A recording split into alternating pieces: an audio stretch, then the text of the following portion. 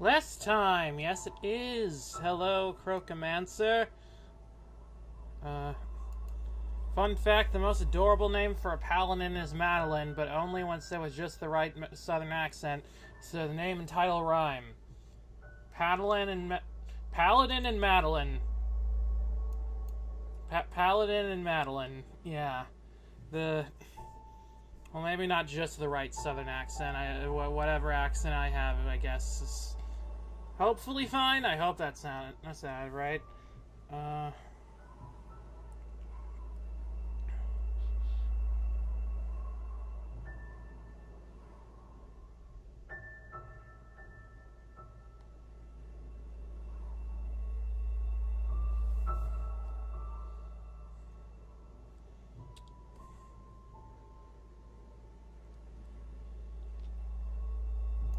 Just gonna wait a little bit longer for people to potentially get here. Madeline the Paladin, yeah, I mean, Madeline is like that's a normal way to pronounce that name, I think. Oh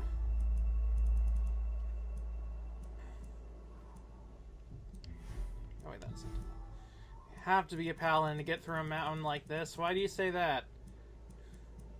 What is it about paladins that are related to this at all? Just some other source of an unreasonably high save. Oh yeah, for saves, yeah. Sounds good, that's good.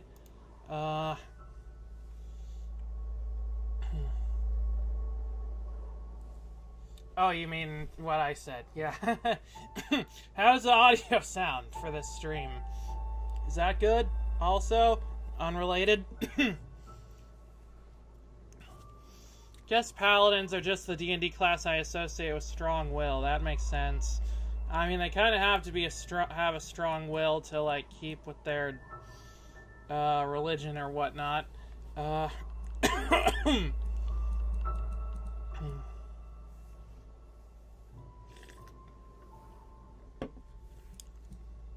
Audio is also good. That's great. Not a lot of people here, but I guess I'll start anyway. Half organic hero of virtual space, Dimension V, she calls her stage. The name of the waves that bring her voice to your ears, she calls out to the Omniverse. Let's play! Hello, salutations, everyone. There's also the fact that they're classically straight up immune to fear. Oh, really? Well, I guess I couldn't be a paladin then. I fear a lot of things. Even things that are unreasonable to fear. Salutations, everyone, and welcome to another installment of Celeste. It's been, 2 weeks since I've been up on this mountain. And, yeah, today, well, last time we finished the B-side for, the Celestial Resort with 1,746 deaths. Jeez. Okay. Wait, did I, what is the speedrun, clock on? It's, chapter. Yeah, I think, or, is file the one that I'm normally on? We'll find out anyway. Yeah, and today we're going to be starting the Golden Ridge. I'm a little late, but I'm here. Well, hello, Septupulanti. We, just barely started. Last time when I did the A-side for this level, it took me 298, deaths. So let's see how many deaths I can rack up on this one. Let's begin. Golden Ridge, Golden Feather Mix, music player. I in love with a ghost! Oh, I love their music. Oh yeah, this seems right. Oh yeah, oh yeah, this is nice. Wait a minute, I just realized I forgot I don't have my, controller thing going. There we go. Okay, now you can see my every movement. No matter how dumb and wrong. Which seems to be a lot of them so far. But this is some nice music.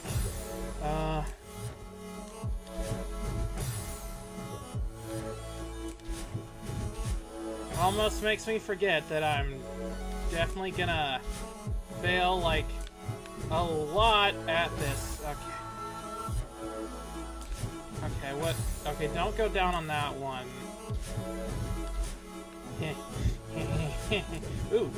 Oh, this is... Okay, well, I almost got it.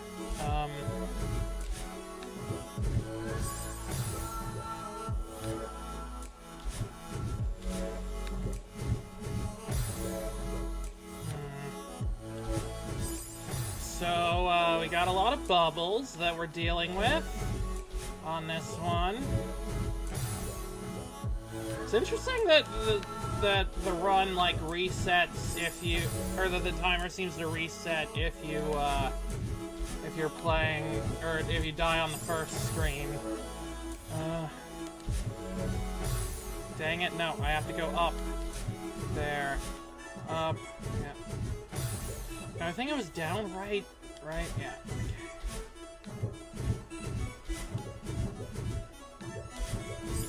No! Okay, I got it, but then I lost it.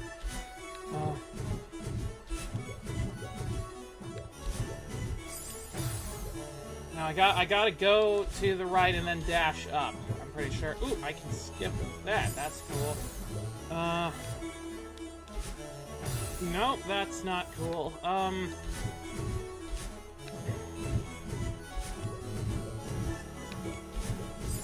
No, okay. Okay, off to a bit of a rough start on this mountain. If I recall, this was actually the first stage that it took me longer than one stream to beat. Or the A-side was. So, probably gonna keep up that tradition. Aha! Yes! Okay, I made it to the second level. Okay, what's the deal with these crystals? Oh. So one downside of that Chinese Ace Attorney is that thanks to the low-budget translation, they don't have many pun names, so they did get one. Oh, which one is that?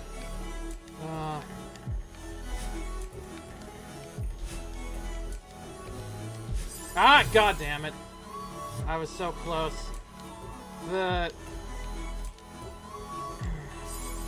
friendly old prosecutor who isn't always very on the ball, Arthur Wake. What is that supposed to be like awake? Like he, like is he woke? Or does he nap a lot and that's why it's funny? Okay, not a lot of dashes to do in this section. This looks like a section that should be easy, but alas, no. Arthur equals half awake. Wait. Arthur means half a... oh, I guess if you pronounce it with an English accent, off awake. Off awake, half awake. Okay, yeah, I can see it. Doesn't really work with my accent, but, sometimes puns get lost in translation, even when they're in the same language. And god damn it, I was supposed to cling on to that wall. But at least we have this gorgeous music. That sounds like something that's going on my chill playlist later. Sounds like something you would hear in, like, Tetris Effect. Ow, come on. Don't just walk off the edge like that. Ah. Damn it, I clearly think an over-the-top English accent, too. Well, that makes sense, because that's the one you speak in. I don't do that, though, because I'm an American, and this is the only accent I've spoken.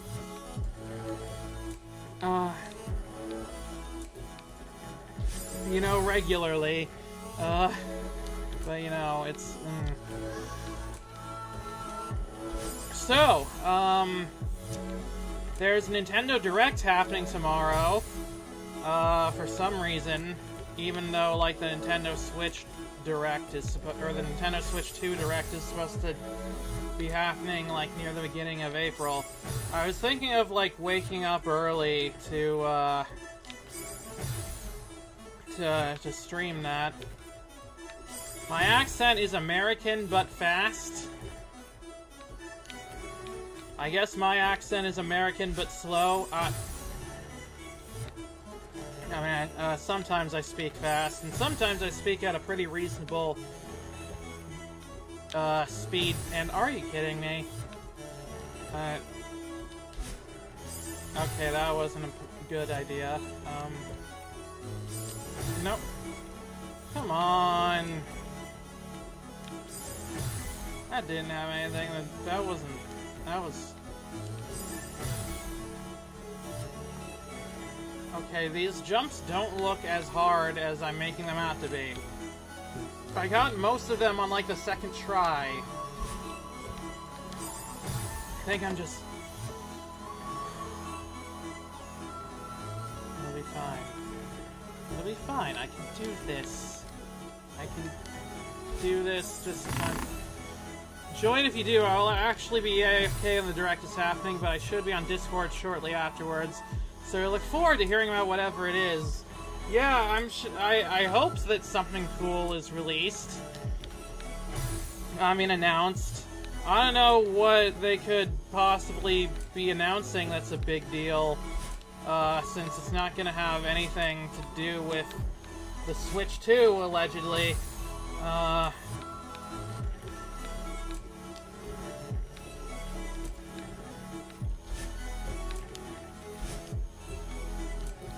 I mean, I'm personally always looking forward to, I'm always hoping for a new Kid Icarus or Mega Man game, but, you know, while I'm at it, I might as well also wish for $1 million. Oh yeah, Silk Song. Maybe Silk Song. Can you imagine if in the last Nintendo Switch Direct they announced Silk Song? Like, that would be great if that was a thing.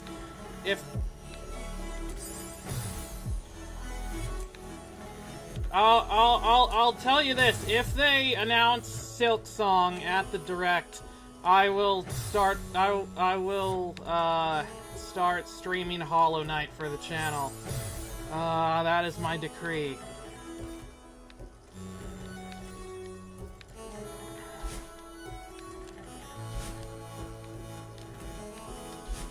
Ah, come on.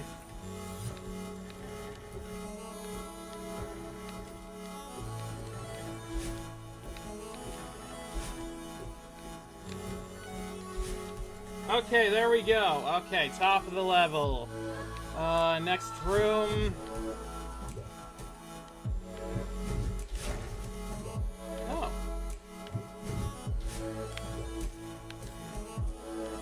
Okay, there's some true puzzle platforming going on. That's puzzling to me.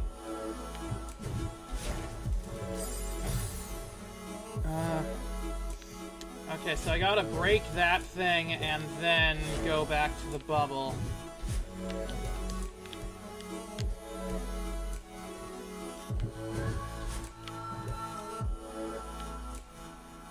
Wait a minute.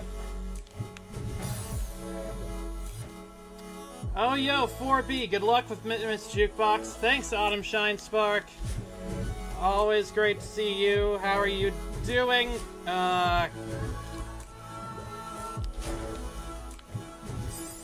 Things are going alright so far. But, I gotta break this thing.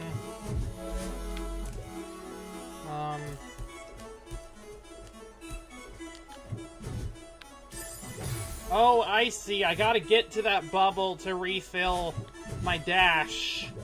And then break the thing. Okay. Very clever.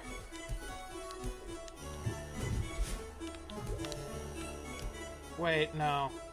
I did it wrong. Crap.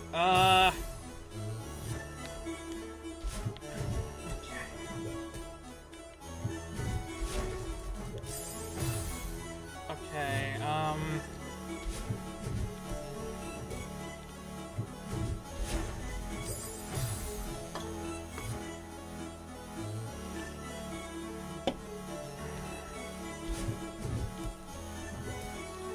at work as usual, gonna be typing only on bathroom breaks. Hope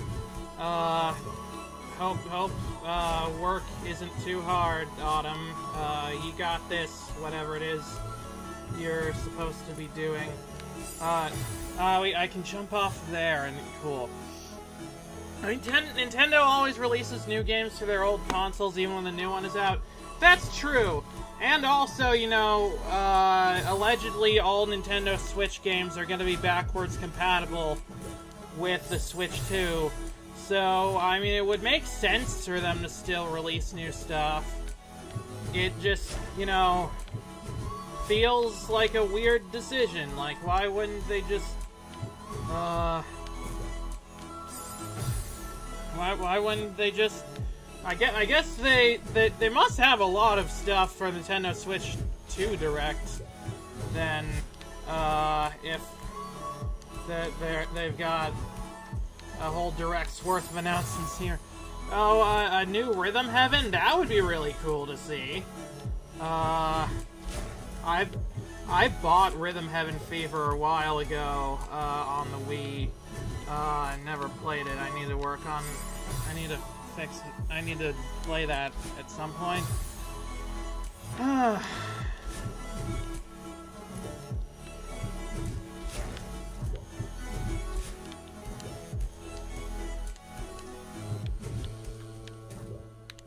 No? Okay.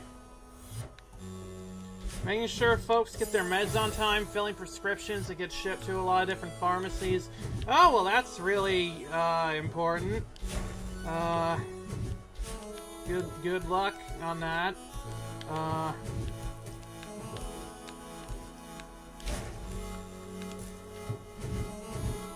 Here we go. There's a balance to strike. The existing Switch has a large install base. Publishers want to put stuff out for it, but Nintendo are going to want to divert people to the Switch too. I mean, Nintendo... Okay, I messed up. Nintendo has a lot of... already has, like, a lot of developers that want to do stuff for the Switch too.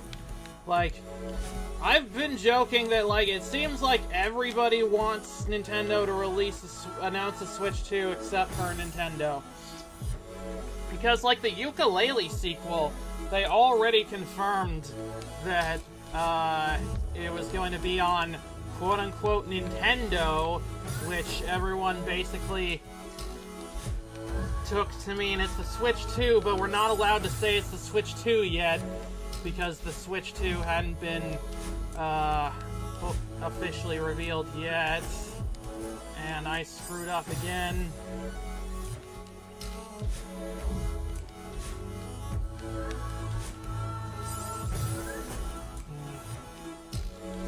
Yeah, this is tricky. Tricky dicky.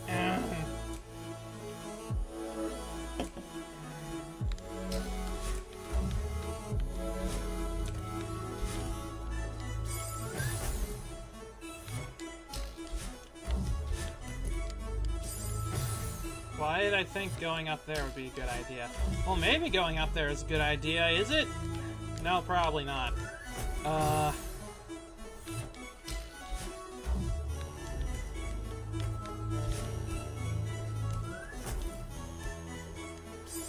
Those blocks with the light on top can be moved up and down. Oh, wait, they can?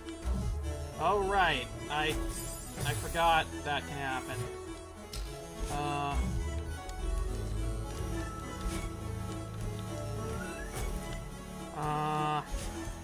So yeah, I probably need to do that. Well, I thought I tried that, but it didn't work, but I guess I wasn't doing it right.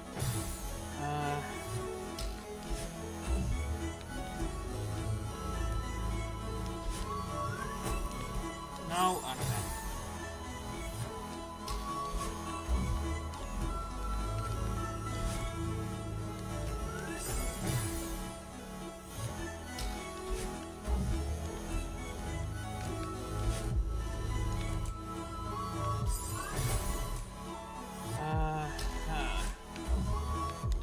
Okay, so they can go through they can go through blue crystals, but not purple solid ground.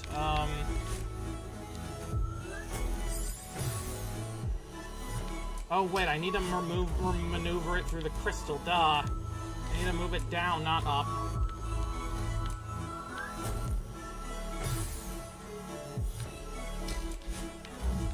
Okay, I know what to do now. Not that.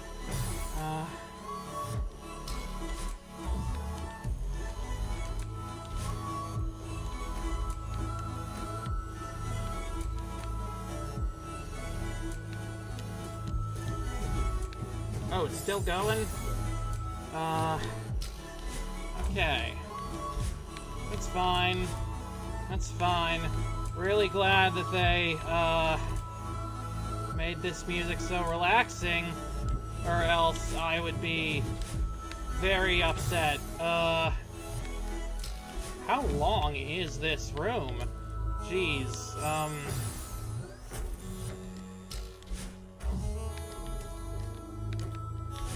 So, you gotta do a platform escort mission.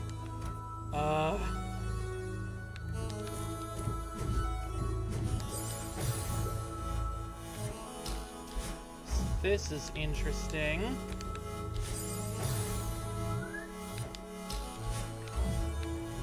Man, I almost feel like I'm here, you know? Like, I'm feeling the cool morning air. Which is probably because, you know, I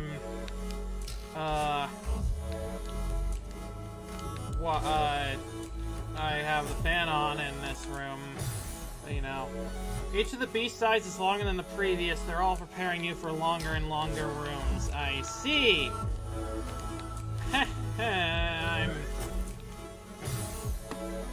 Oh, the head artist for Rhythm Heaven made Homestar Runner fan art once? Really? I feel like I heard about that, but I don't remember. But that's really cool.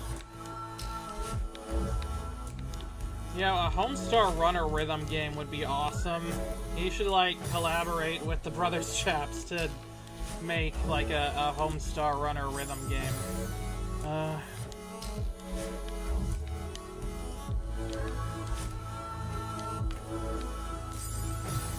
I'm also glad that, like, you don't need to be perfectly exact with where you push the block for it to go through, because if you're, like, a little bit off, it'll just correct itself to fit through, which, you know, that's nice.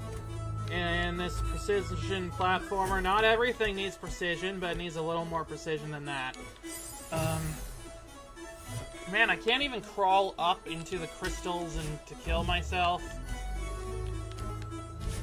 Wow, game designers, what were you thinking? I can't even kill myself with the crystals by climbing. I need to jump. This game is a bunch of poopy-astics.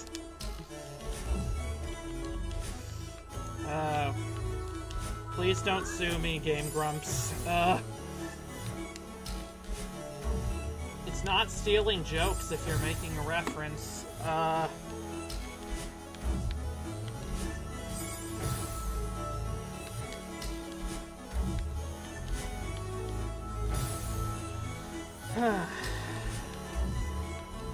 feel like I'm gonna be here in this room for a while.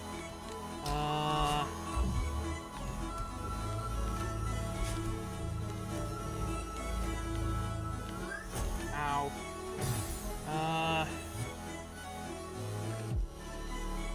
So any other predictions for, the Smash, not the Smash Direct, the Nintendo Direct. I was just thinking it would be funny if, like, they just, like, were like, surprise! We're releasing a new Smash Bros. Character. You thought we were done? Well, guess what, fuckers? Smash Ultimate isn't ending until Sakurai dies, and the platform just died.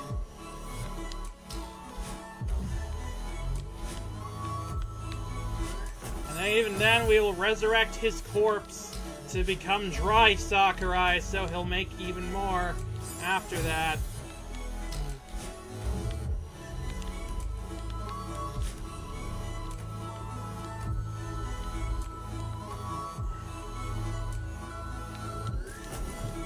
Surprise! Marvel vs. New Capcom 5, they'll actually release this time. That's cool. To be honest, I forgot that bit and thought you were doing an AVGN reference at first. Well, I was doing a Game Grumps reference of an AVGN reference, because that was just Aaron's impression of, like, terrible angry video game nerd rip-offs. You know, like me. When I did reviews.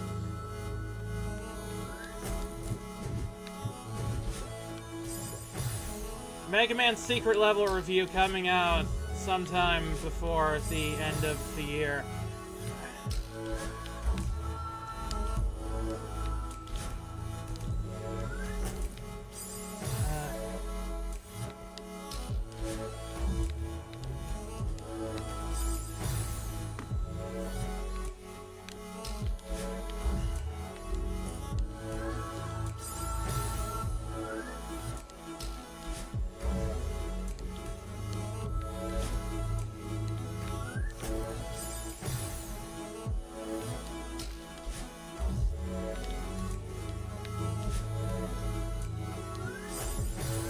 Okay, this is...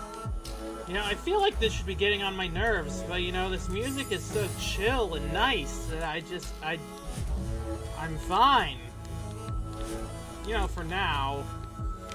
In, like, an hour, if I'm still on this level, or this section, I'm going to want to kill, but besides that, ow.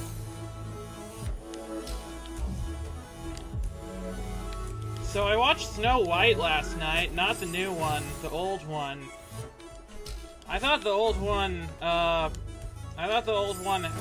holds up pretty well, to be honest. I don't think they needed to make a new one. Oh, hi, Sinjim. I'm just on, like, the third screen of 4B.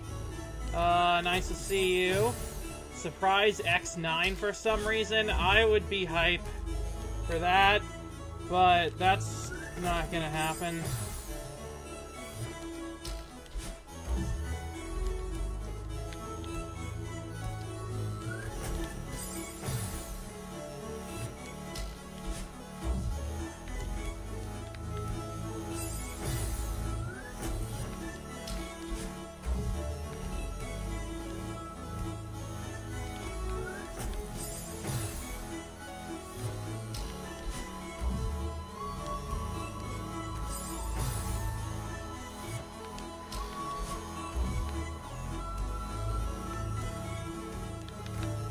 If a new Mega Man game gets announced at the Nintendo Direct, that's not like a re-release of old games or anything, I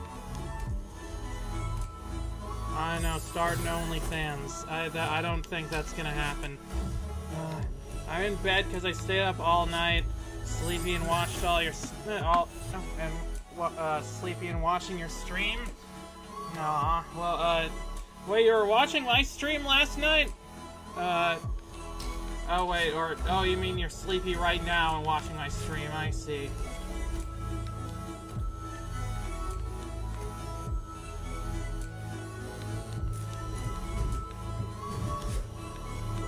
No, I was so close. Cinderella and the Jungle Book were the only ones that made sense to do a retelling of. Yeah, the Cinderella and the Jungle Book I heard were pretty good. I haven't seen them.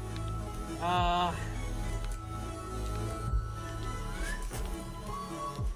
really excited for all the film reviewers that aren't right-wing grifters to watch it, to make videos about the new Snow White movie.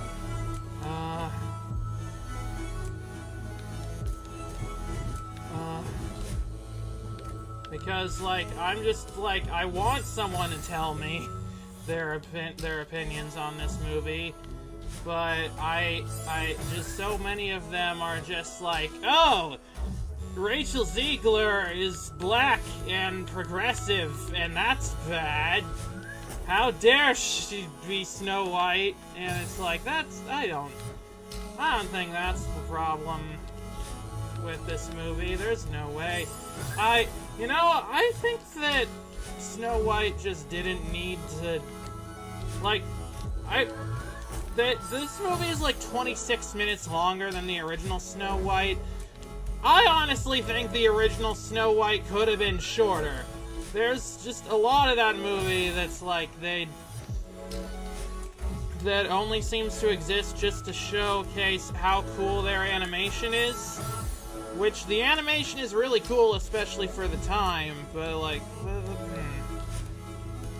I think a lot of the charm of Snow White and the Seven Dwarfs is that it literally is just, like, an extended, like, a longer version of, like, the kind of cartoons that, the kind of short cartoons Disney was making. Shay Frillis is a really good film reviewer. Yeah, I love Shay Frillis. Did Shay Frillis do a Snow White video? I didn't see when I didn't see his video when he was looking up, when I was looking him up.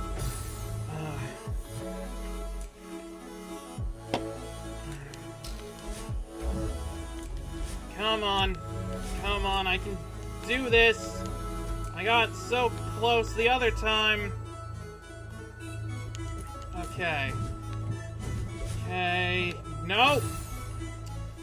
Okay. I have no clue if he has one or not. Oh well. I find it interesting when people do fairy tale retellings, they pretty much always go for Cinderella and Sleeping Beauty. Snow White is referenced a fair bit, but retellings or remakes are rare. I mean, I just... I wonder why that is.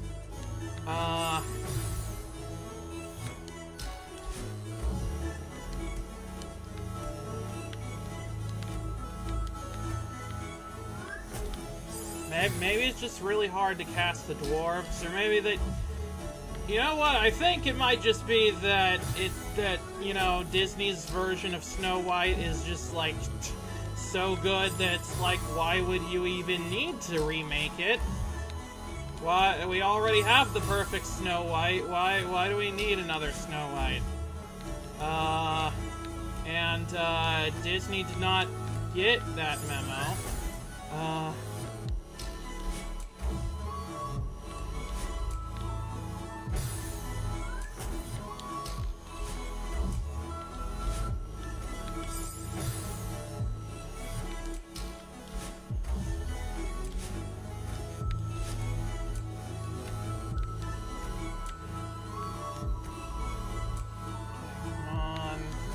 Okay, damn it. I thought I had it lined up fine.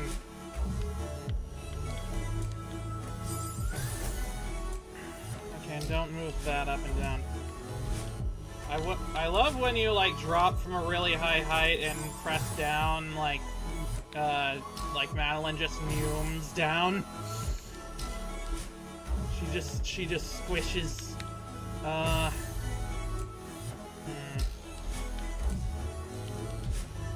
But yeah, the original Snow White is good. I recommend that people go and watch that and don't bother with the new one. That's my opinion. I think for my part, I feel it's the applicability. Cinderella's extremely relatable to anyone who's ever been in a negative family situation. Yeah. And, you know, everybody can also relate to, making to like an evil witch cursing her family, because they, didn't get invited to a party. I watched so little Fairy Tail live action, yeah, I mean, there's a lot of good ones. Also, hi, Nuclear Raven. We were just talking about Snow White for some reason. Because there's not a lot else going on in this level. Because I've been stuck on this screen for a while.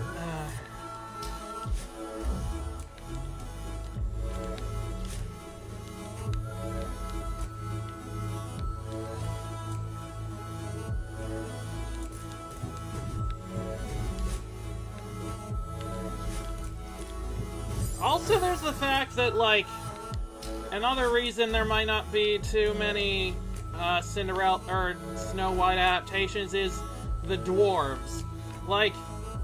The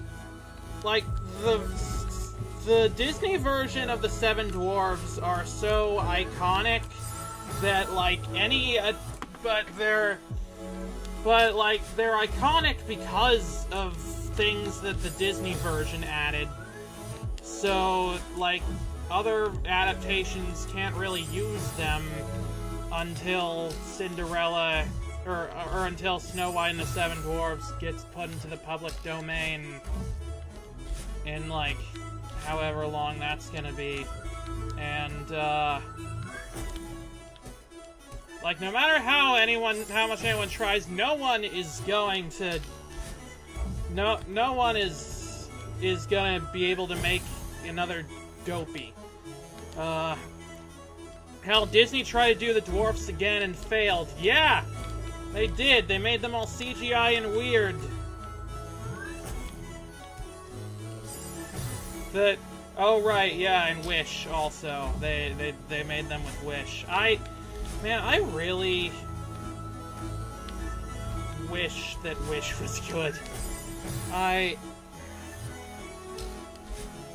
But yeah, oh, the 7D was a thing. Yeah, it was, and I watched the first episode of it because it was free on iTunes. Do people still do that, like, the week before a TV show comes out?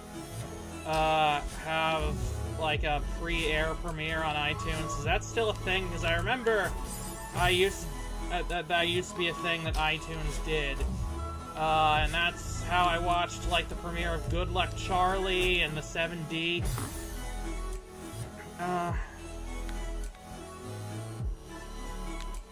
And the 7D was a good attempt. I didn't hear if it was any good, or if it was well-liked.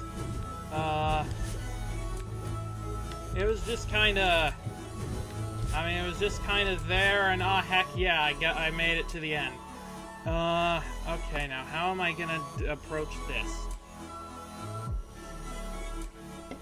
I haven't actually seen Wish. Did they actually have actual other Disney characters in it? Well, they had these characters that were the main characters' friends that were, like, inspired by the Seven Dwarves. You know, in the same way that, like, Ruby Rose from Ruby is inspired by Little Red Riding Hood, but not as well done. Oh, that was easy. That wasn't so bad. Oh, here's the wind. Oh, God. That's a lot of wind. My tail is, like, reverse blowing against the wind, like, blowing the opposite way. Oh God, this is an excessive amount of wind. That's too much wind.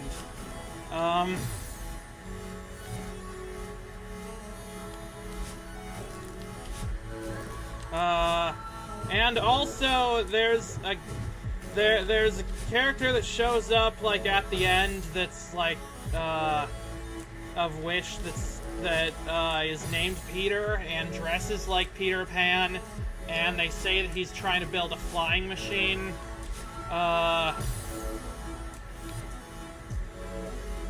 And that's another thing that is kind of related to, you know, that they kind of had like basic references to Disney characters, and like also oh yeah, also King Magnifico was implied to be the spirit in the magic mirror from Snow White. And like Alma, I think was the princess's name, was they call her fairy godmother, and she dresses like the fairy godmother in the end. So legally distinct Peter Pan by Disney, yeah. Although it's like they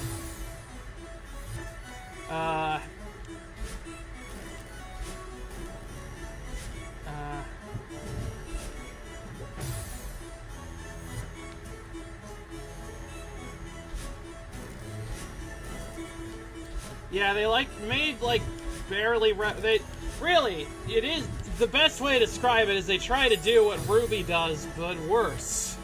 And that's an achievement, because there's a lot of things that I'm the first one that will defend Ruby, but there's a lot of things that they do not do great, and although the references to classic characters, I feel they do pretty well, even if their references can be kind of abstract.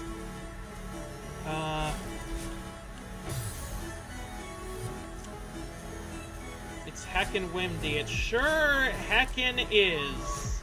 Autumn. And I don't know how to get through this. Well, glad to see Disney join the fine media tradition of ripping off Disney. Yeah, I mean, that's kind of what Wish was trying to be. It was basically like, it was trying to be like if you averaged out every Disney movie made in the last 2 decades, you get Wish. But it just didn't have as much of the heart. Okay. Oh, and now we're going the other way. Cool.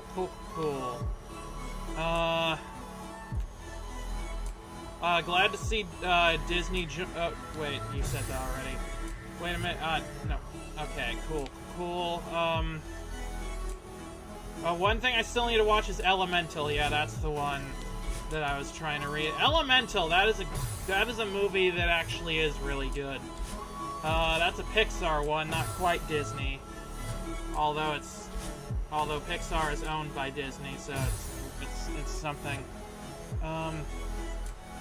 Disney is always ripping off themselves, I thought. Like, they usually are pretty on the straight and narrow, I thought. Yeah, they have a formula, and the formula it works. And,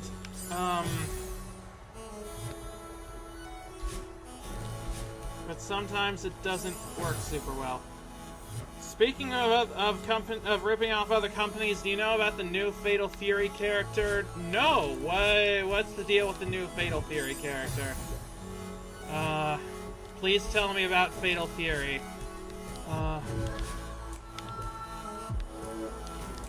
I know next to nothing about Fatal Fury. Was Mai Shiranui in that? I think she was. Ooh, we get binoculars. It's Cristiano Rodrigo, actual soccer player. Excuse me? They put a real soccer player into a fighting game? Like, alright, if you say so. It's like, this looks like a tricky one. Not too tricky, but, oh wait, right,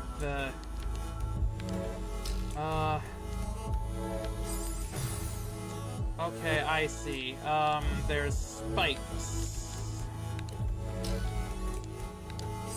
You're gonna want to avoid the spikes. That's far from the weirdest fighting game inclusion. I mean, I know, but it's up there.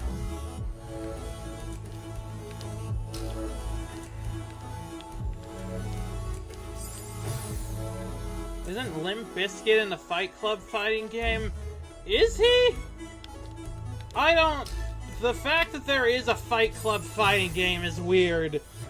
Because it's like, I mean, I get why you would want that to be a thing.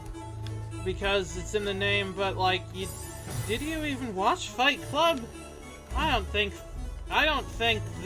what you were supposed to get from Fight Club was, man, fighting is super cool and I want to do it. Also, my Shiranui is from Fatal Fury 2. Okay, that's good. I know one thing about Fatal Fury. Oh, also Terry Bogard, wasn't he also in that because he wears the Fatal Fury hat? Yeah, I'm pretty sure that's a thing.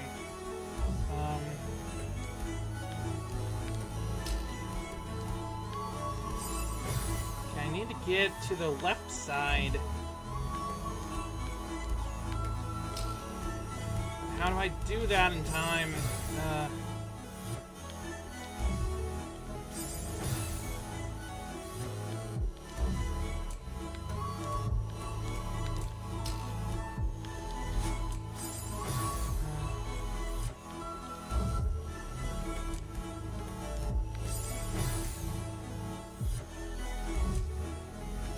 Terry Bogard is the main character. That makes sense. That's why he wears the hat.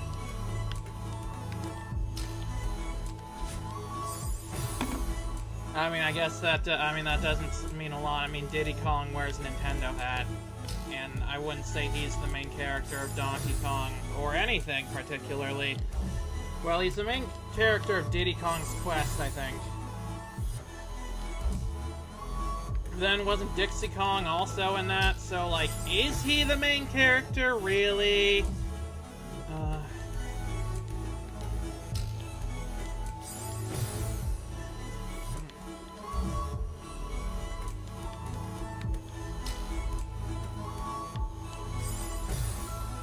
The Biscuit thing was apparently due to licensing. He had a standing demand that any video game that includes his music make him playable. Okay, you know what? That's fair. That's actually extremely fucking rad of him. And,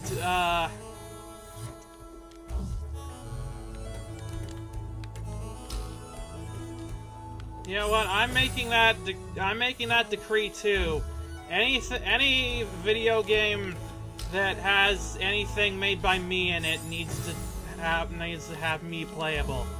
That's not happened before. But I want it to be a thing. I'm putting that out into the world now.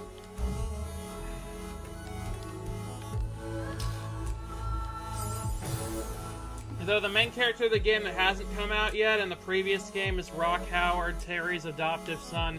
Well, best of luck to him. I hope he comes out soon and that Terry is supportive. He seems like a good guy. I mean, he did transition from male to female for a little bit there. It was against his will, but in my experience, that's just the first step to actually enjoying it, usually. And you know how it is. Don't forget you can wall kick. I did forget I could wall kick. As opposed to having a side cameo, yeah.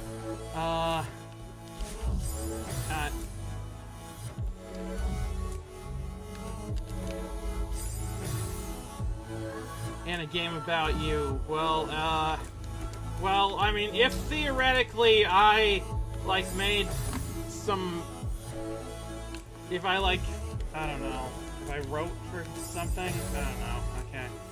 Also, Rock Howard's biological father is Geese Howard, the main villain of the series who died in the 4th game. Oh, that's rough, buddy. That must have made family reunions awkward.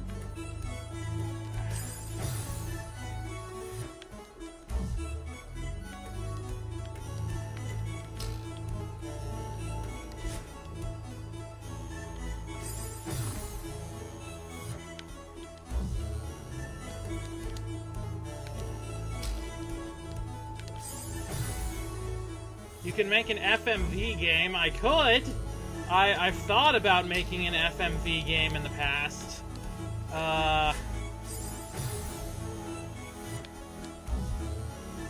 Kind of inspired by, like, Henry Stickmin, but live action or something. That would be neat.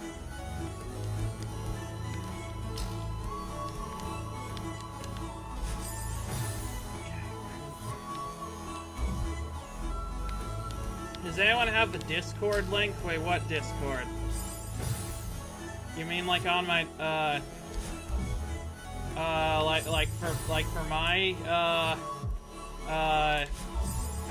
for my server? It's not really, I don't have a public link to it. But I mean it's kind of just a thing for friends mostly, but I could help. I could, like, send it to you. I don't are we friends on Discord? I feel like we should be, but I don't know.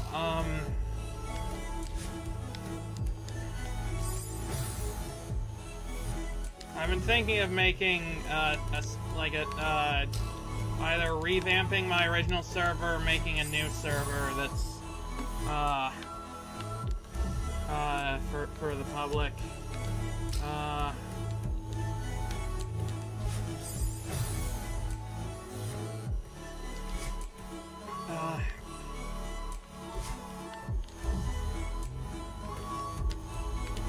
Terry killed his father, kind of, and then found out, oh shit, he has a son and adopted him.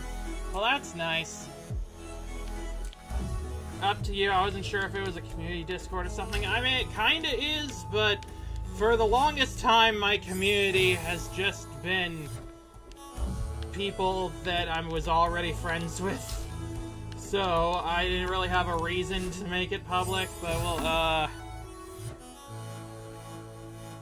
I'll look into making a public one. So Rock is kind of angsty. That seems to happen to people named Rock, like, a lot. If your name is Rock, then your life is not going to be all hunky-dory, and your family life is probably going to be fucked up in one way or another.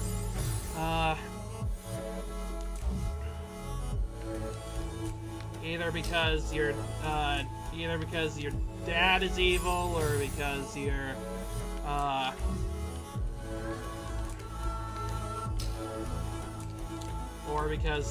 dad won't get over his ex, your dad's ex won't get over it. Oh, you have to cross over the top of the elevator? Oh, I didn't think of that.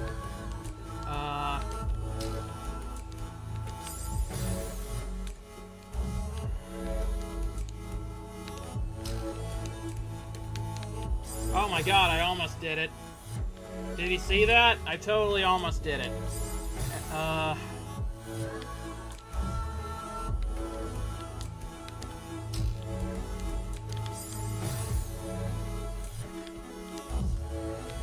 on, I got this.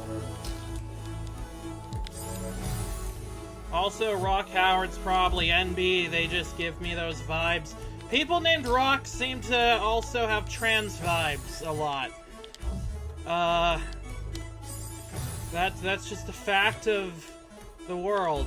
If your name is Rock, then you're going to have weird family dynamics, and you're probably going to end up being trans in some way. That's just how it works. Breaking news, local trans girl has the zoomies. Yeah, that's kind of how this game just is.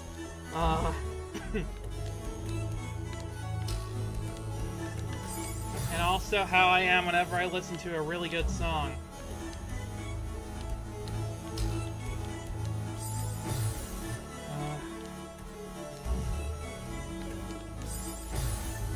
Looks at Rock Lee, yeah, I can see it. Yeah, I don't know anything about Naruto, but yeah, he's probably NB. What if your name is Rock and your sibling is Sock? Then I think that you're destined to become robots and then fight in a tournament match.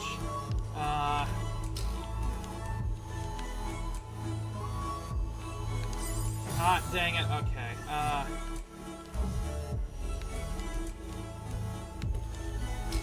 Okay, almost there. Almost there. Okay, so I need to get over to the left side and then back to the right side.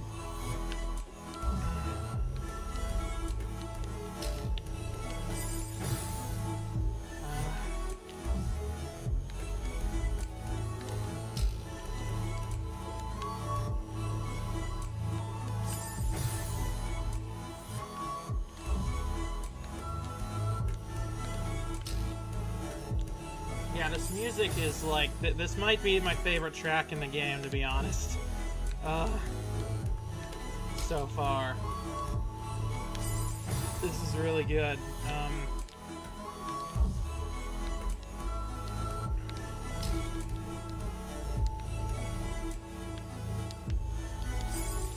Okay, but how do I... Okay, but how do I...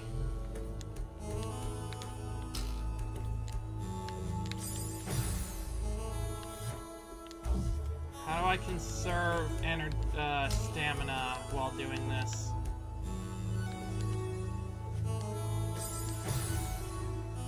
My favorite track is the next level, actually. Oh, well, that's exciting. I mean, that makes sense. It's like there's some kind of... I mean, if it's like a hidden temple, there's probably gonna be some... I would hope there's cool music. And I stayed on that spring too long for some reason.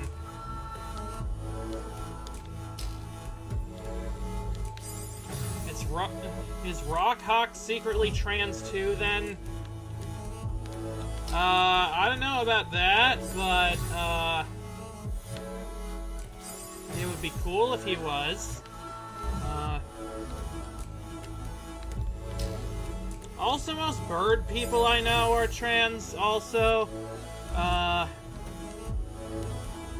So that might also be a factor.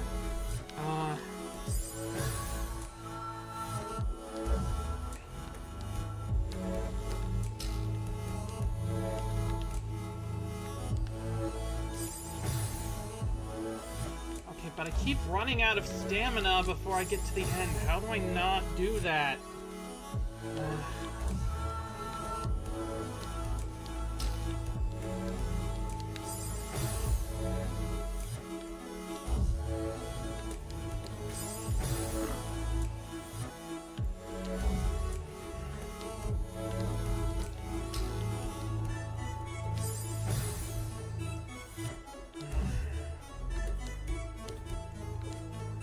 After the spring, I'll wall kick twice to avoid clinging early.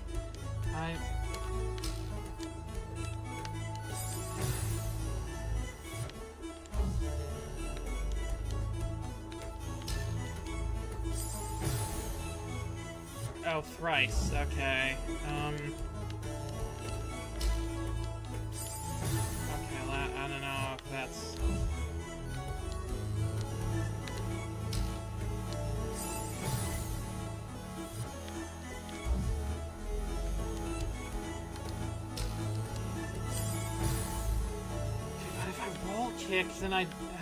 Then I'll, if I wall kick there, then I'll just wall kick into the spikes.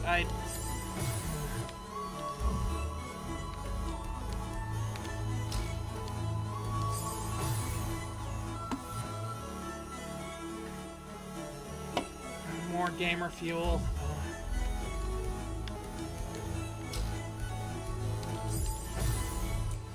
You know, I understand why Mountain Dew is like a traditional food for gamers, because, like, you know, energy and stuff. Like the caffeine gives you a boost of energy, but why is Doritos a thing? I've never eaten a bag of Doritos and been like, man, I have so much energy to do precision platforming. And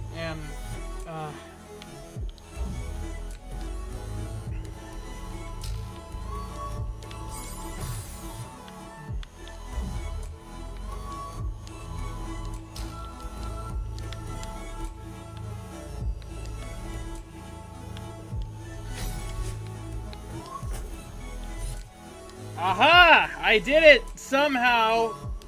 Somehow or other, I did it.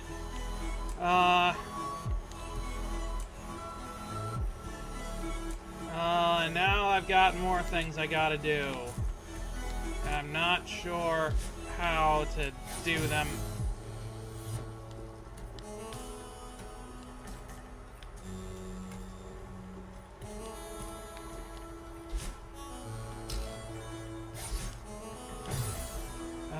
GG's, yeah.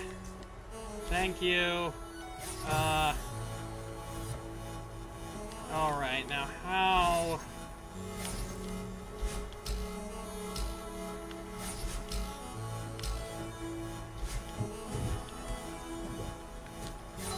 No! I was... okay. I almost did it.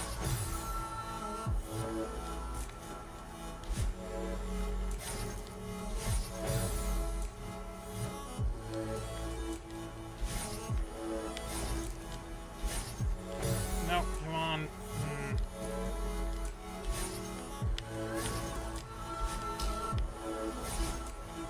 No. Frito-Lay owns both the gamer chips and the furry chips. It's too much power. Wait. Which one is the furry chips? I didn't know that there was a furry chips. Why was I not told that there was furry chips?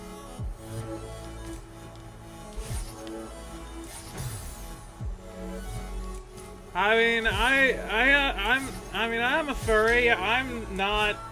I don't have a consistent. Oh, right, the Cheetos, of course.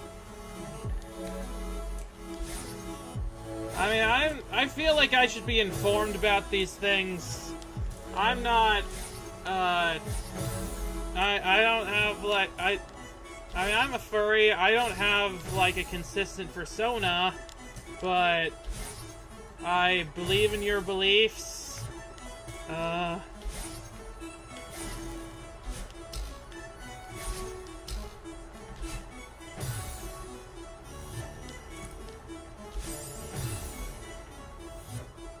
Pringles are now making a dedicated effort to make inroads onto the gamer chip market via Luigi.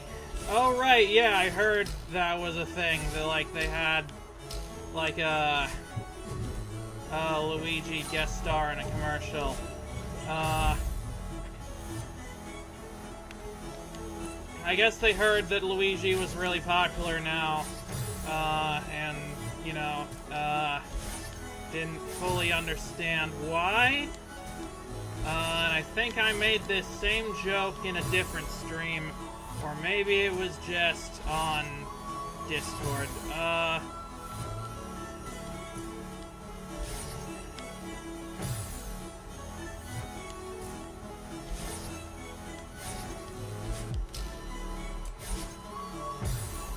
Just because Chester Cheetah's official account hit on furries that one time. Excuse me? I missed this? What happened here?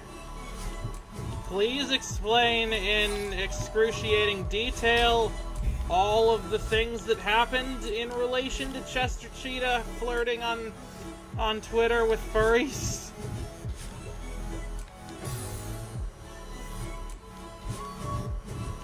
You know, this is what Kellogg's could have if they weren't cowards.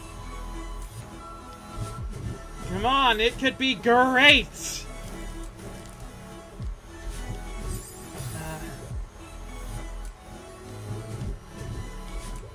Okay, finish that screen.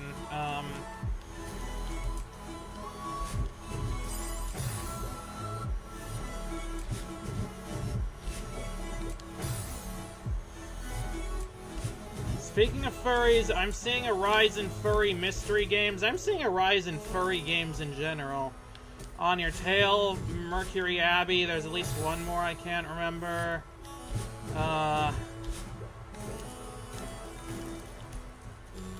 Ace Attorney, if you count Larry. I feel like he's a furry. He's been in enough mascot costumes and tried to bang women in them enough times that I think he qualifies.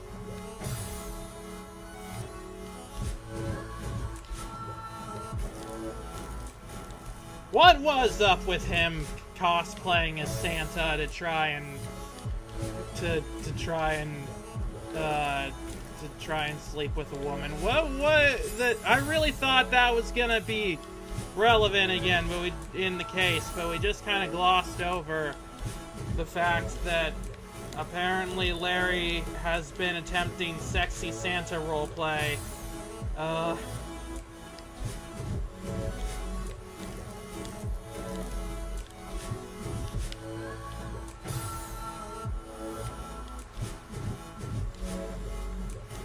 Everybody who doesn't know what Ace Attorney is going to be very confused hearing this. Or the people that don't know all the Ace Attorney lore. I mean, I know the Ace Attorney lore, at least the parts that I've played, and I'm confused about this. What am I even talking about anymore?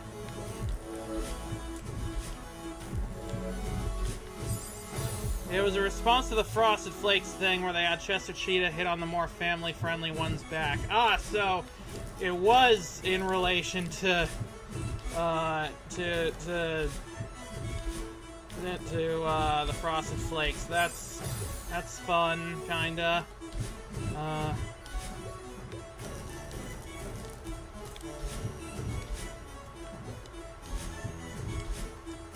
Okay, I almost got this. Here we go. Okay. Okay. Man, this, the climate is, you know, the winds, the winds weren't this hard last time, and you know why? It's because it's the Celeste mountain is undergoing climate change, and it's sad to see. In a few levels, there won't even be snow on the mountain peaks. Ow. I was very close to getting that. I'm nodding off, gonna dip. You've been making amazing progress. Well, thank you. Thanks for stopping by. Hope you have a good nap or whatever you're going to do. Talk to you later.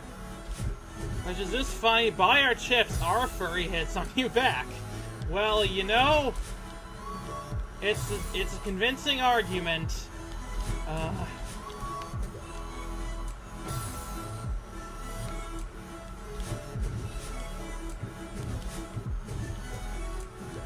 Chester Cheetah is probably objectively one of the coolest mascots.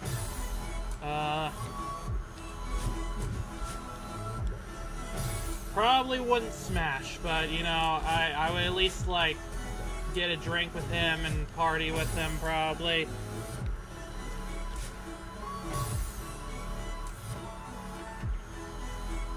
He knew to, and talked to him about what it was like not working on Food Fight.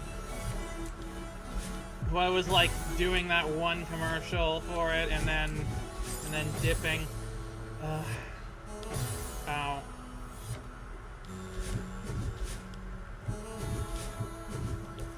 Could Food Fight have been good if, you know, its production wasn't so troubled and full of espionage, apparently? Okay, I think I'm just supposed to dash forward. Just go for it.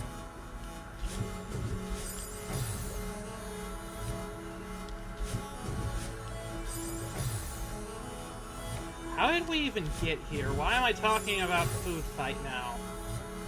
Like, what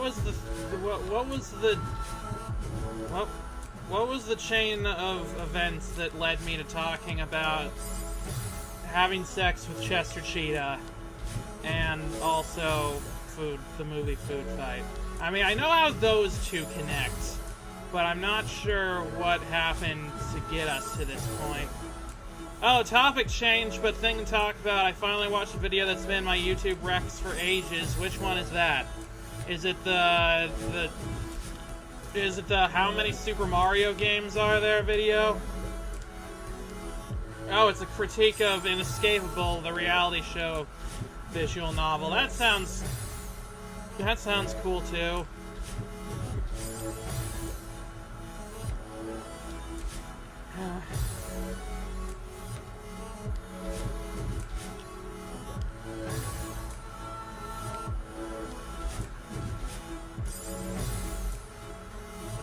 I just called Cheetos the furry chips. Okay, what happened to get us there? We were talking about Pringles. Oh right, we were talking about gamer foods and about Doritos, and then you were talking about how Cheetos are the furry chips. And okay, now I remember how this happened. And I'm drinking a Mountain Dew, and that's how we got on Doritos. And okay, now I remember my thought process.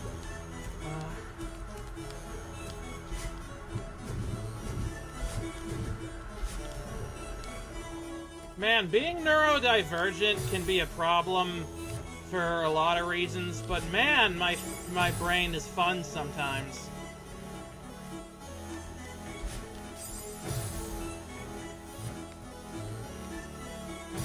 I was kind of resistant to it because there was a lot of fan blowback going. They said it was Danganronpa, but it's not.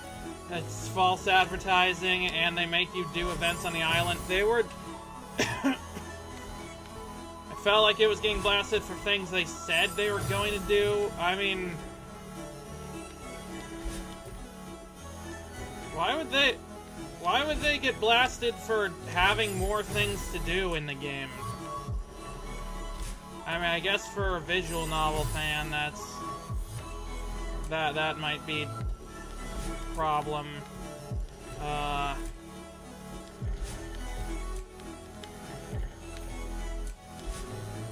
Dang it.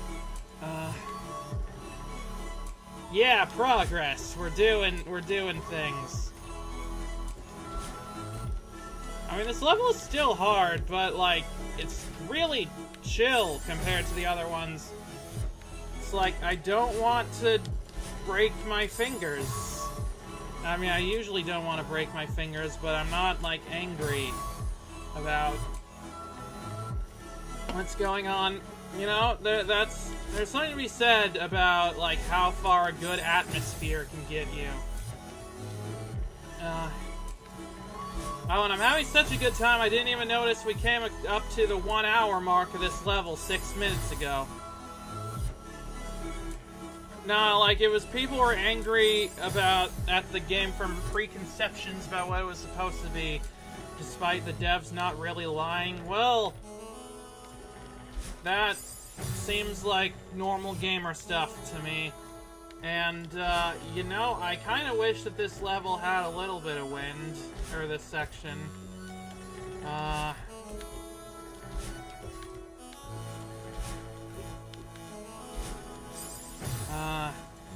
Like, there was a lot of Dangan fans saying this was a new Danganronpa, but Inescapable only ever claimed to be a reality show thing, as far as I can tell. Is that the one that's, like, made by the Dangan devs? That one with that blue-haired girl that I saw on Twitter or something? That's probably not narrowing it down at all.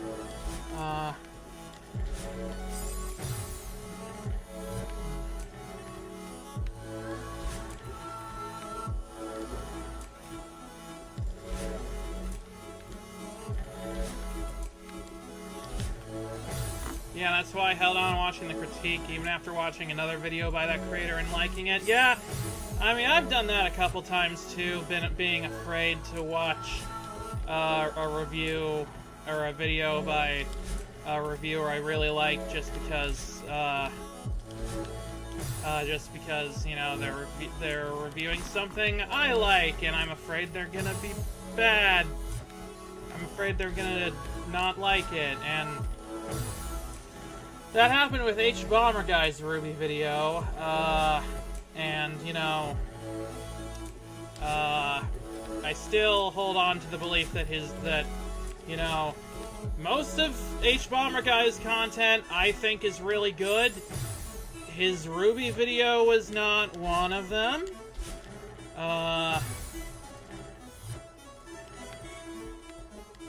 It's a bad one. I mean, it brings up a couple good points, but it's just, you know, a lot of it is just, like, not really groundbreaking critiques like, oh, wow, did you know that Ruby handles its racism metaphor kind of poorly? I bet you didn't know that. Well, H-Bomber Guy is gonna tell you, just like everybody has told you before, and he's gonna insinuate that the creators of the show are pedophiles who are plagiarizing everything because they said they were inspired by a thing. His critique, I feel like it was over harsh. There was some AVGN-style bombast and non-specific anger. There's actual critique in there, too.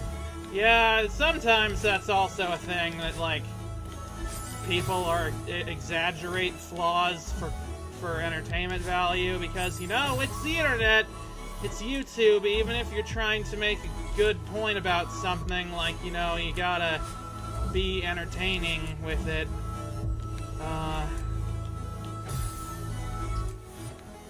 Now this is an interesting room.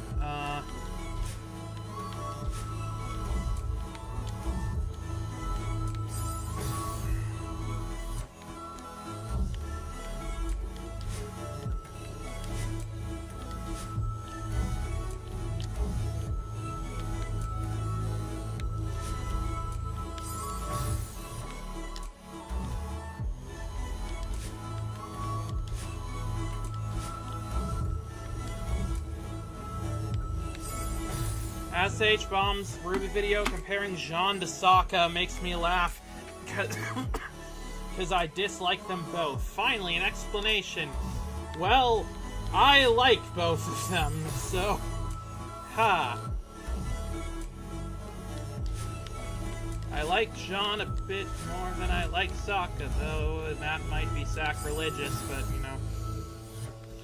I watched AVGN for the first time recently and it was really good. Yeah, that's a classic show I love. Which was your first one that you watched, out of curiosity? I haven't really been keeping up with his newer stuff, but I love all of his classic videos.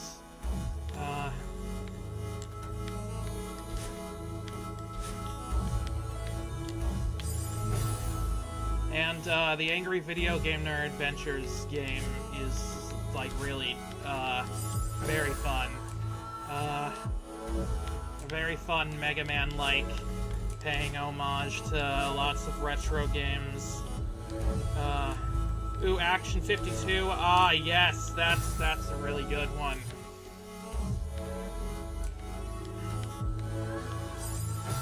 I am a Ruby fan the same way I'm a British patriot, in that I will complain about it animatedly, but U-turn when someone else does it and defend it wholeheartedly. I critique because I care. That's fair. I mean, I'm not going to sit here and act like Ruby is perfect. I love Ruby, and there was a time when I would have defended, you know, the racism metaphor stuff, but now that I'm older, I'm like, you know, this actually was kind of poorly conceived, and it's okay. I just, you know, there's just a lot of critiques that people make for stupid reasons, and they, like, attack the creators for, like, not staying true to Monty's vision, where, like, you think you know Monty's vision better than his personal friends? I don't think you do. And it's really unfortunate that you're taking a dead man as bait for this argument, but, you know, there's just a lot of dumb things about critiques of Ruby and that get on my nerves, and H-Bomber guy kind of just just repeated a lot of them verbatim. Ruby actually improves over time, and even if the worst seasons, even in the worst seasons, there's something to appreciate and praise. Seasons 4 and 5 are underloved. I totally agree.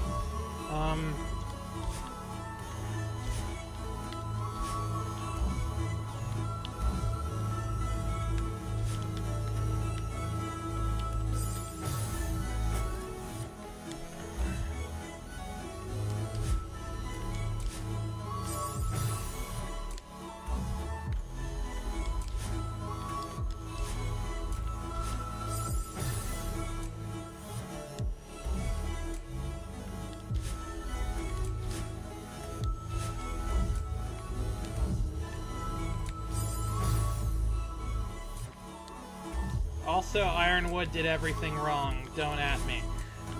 Anyway, I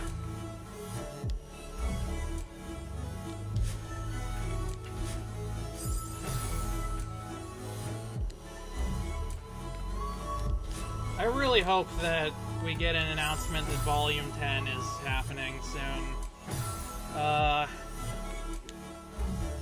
'Cause I just want resolution for this story.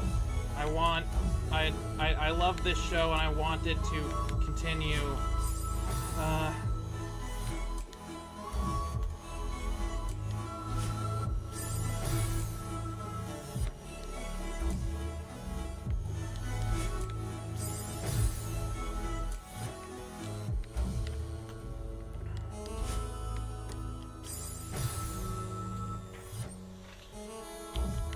I know, I haven't finished Atla or Ruby, so they probably get better. Yeah, they definitely do, especially Atla. The last few seasons of Avatar: The Last Airbender get downright fantastic, and the most recent seasons of Ruby get pretty good.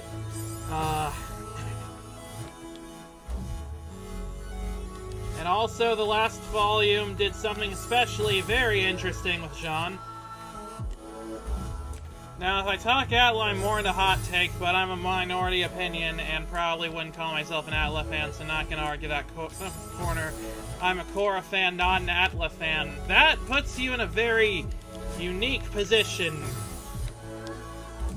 among people that there's probably only like 4 of.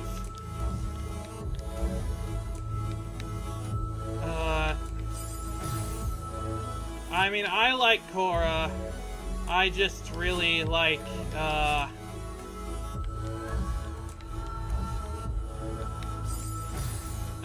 like Korra. I just also really like Atla. I was just talking about the characters, Sokka and Jean getting better later. Oh, right, yeah. I still think that they do, definitely.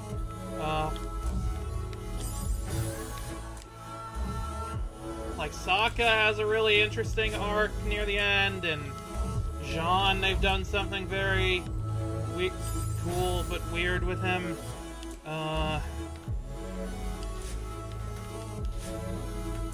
Although,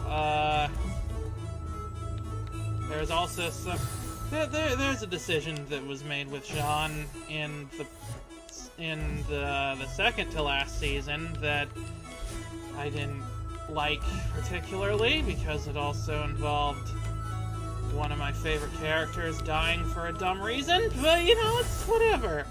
It's whatever.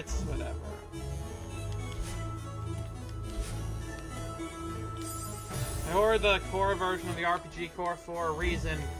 I feel nostalgia gives Atla a big advantage. I watched it way later after Korra for a sense of completeness.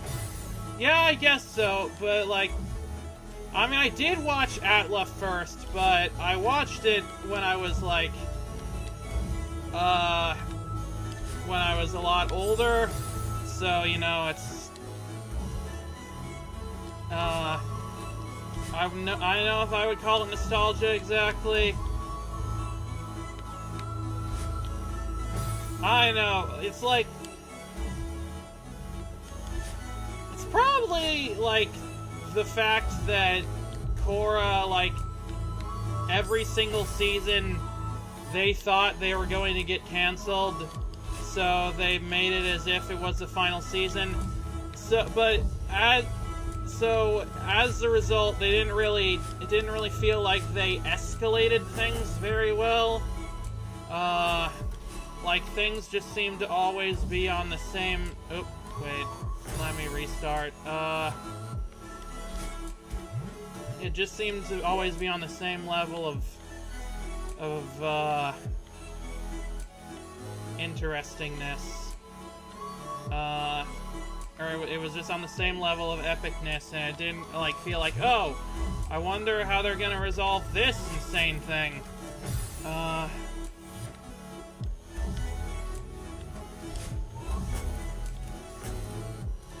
Okay.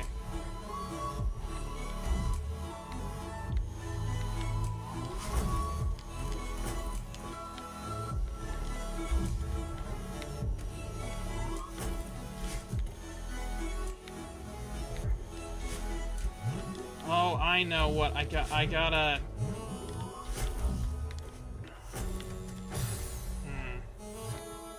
Thank you. I, like... This level is so chill, I keep beating sections of it and not even making a big deal about it.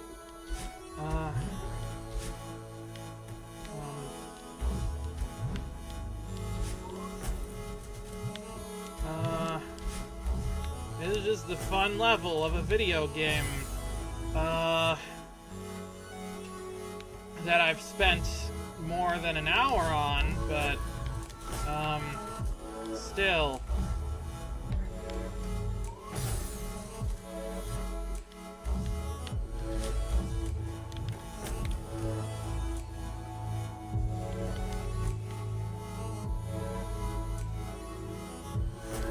Ah, crap. Okay.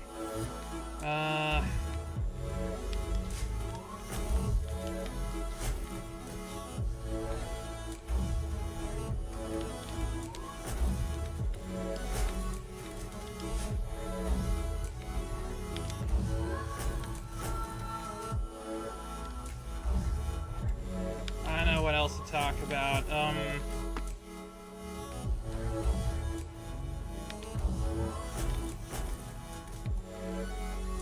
Remember that time Ruby had a character based on Nyan Cat? That was... Why did I think that was going to end well for me?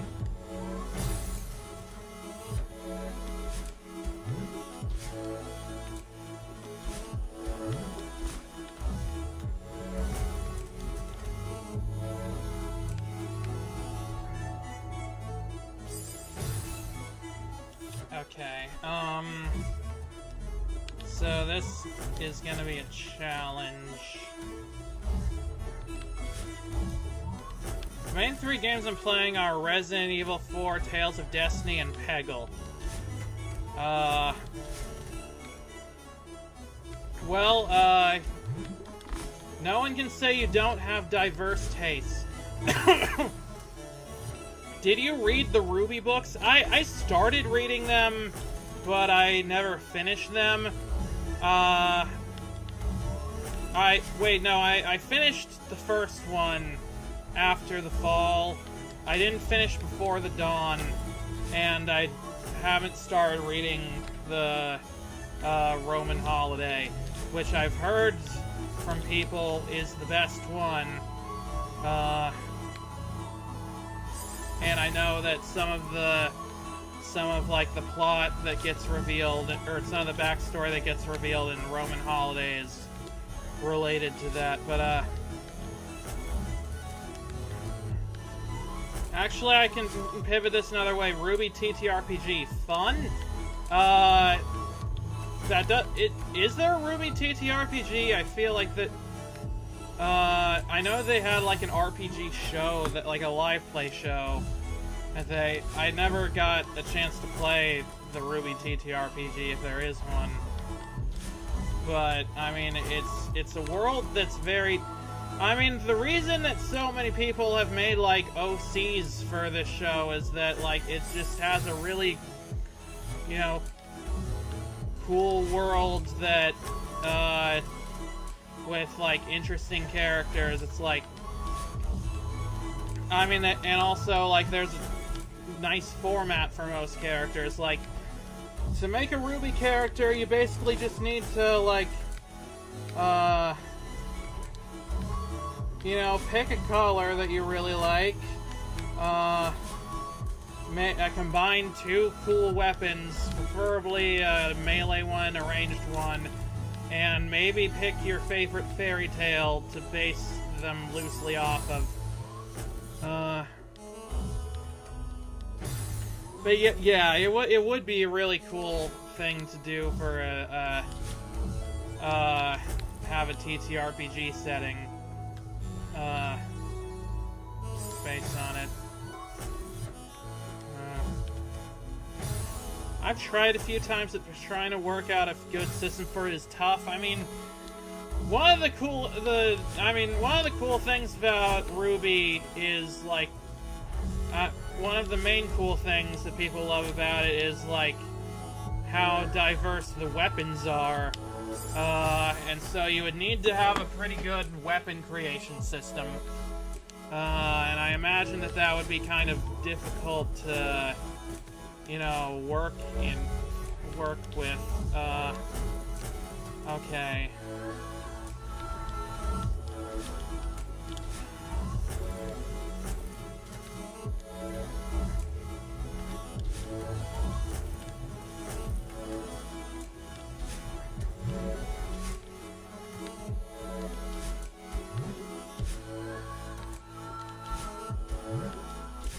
Can't get the timing right on all this. Dang it! Okay.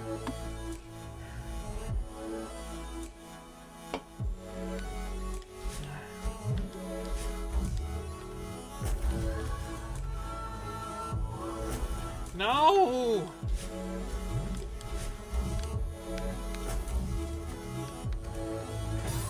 Weapon and semblance. Oh right, semblances also. You either need to go completely freeform or you need something with mechanical flexibility. Yeah, it seems like a difficult task, but it seems like something that would be worth, you know, trying.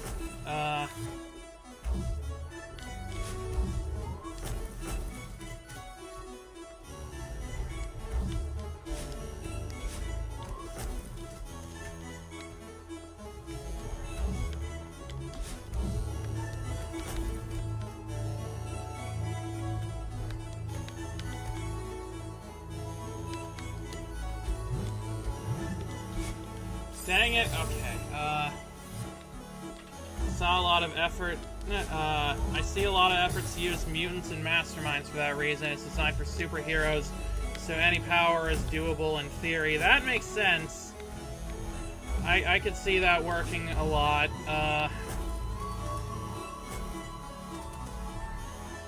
my art says panic at the dojo just because it's straight up do something, because it can straight up do some existing semblances and characters really well.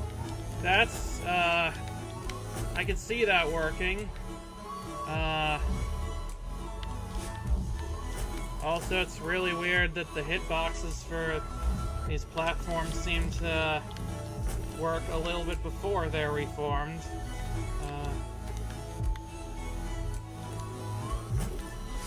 Dang it, I should have put it a little bit over to the left.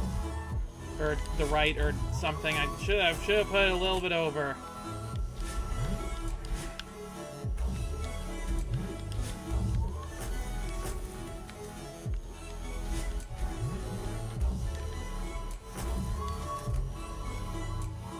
No. Gang is totally the punk archetype. It can replicate her semblance perfectly. Can't be taken down. Gets more powerful the more damage she's taken. Yeah, that does sound a lot like Yang. I should have gone right. Why did I go left? I should have gone right.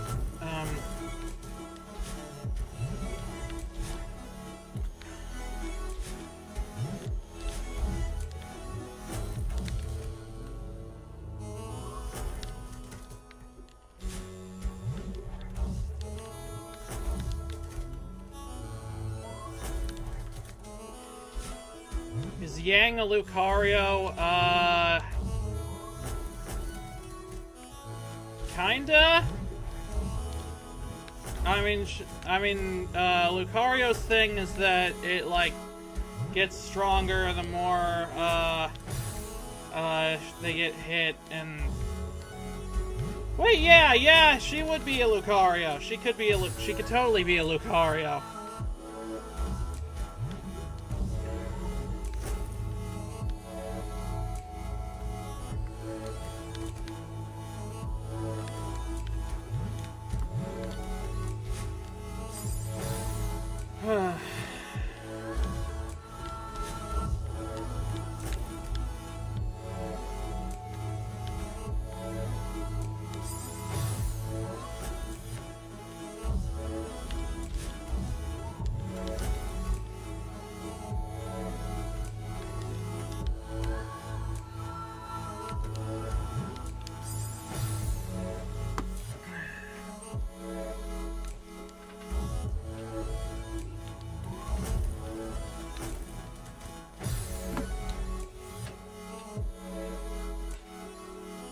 Meant to land on the newly reformed platform there, but what are you gonna do? Definitely not that.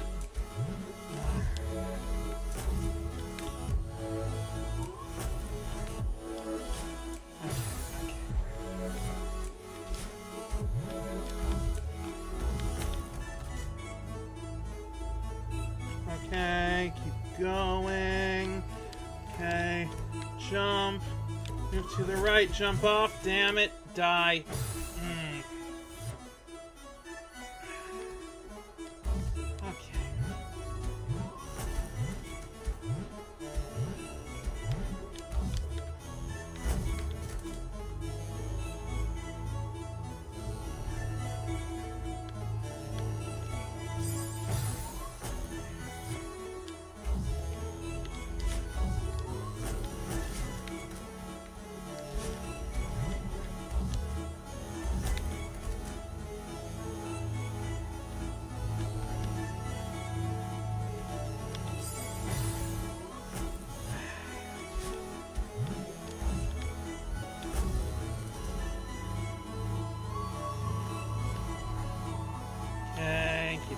Going over here, jump off, over here, damn it, I was really close to doing that successfully, I think.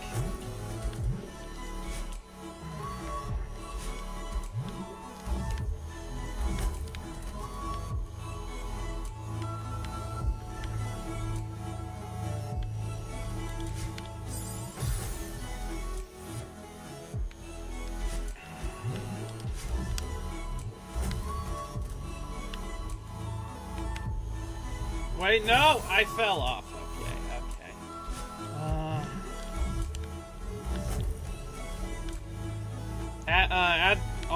Add shotgun arms, puns, blonde hair, and yes, you forgot bisexuality.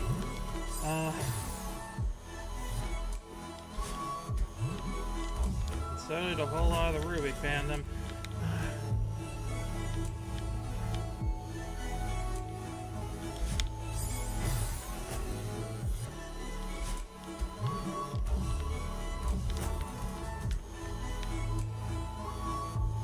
Sir, I beat Chance of Sonar recently.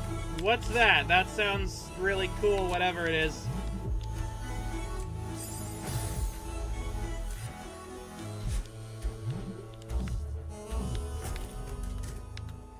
As if Lucario isn't also bisexual. I mean, I kind of thought that, like, most Pokemon were heterosexual as far as I'm aware, but,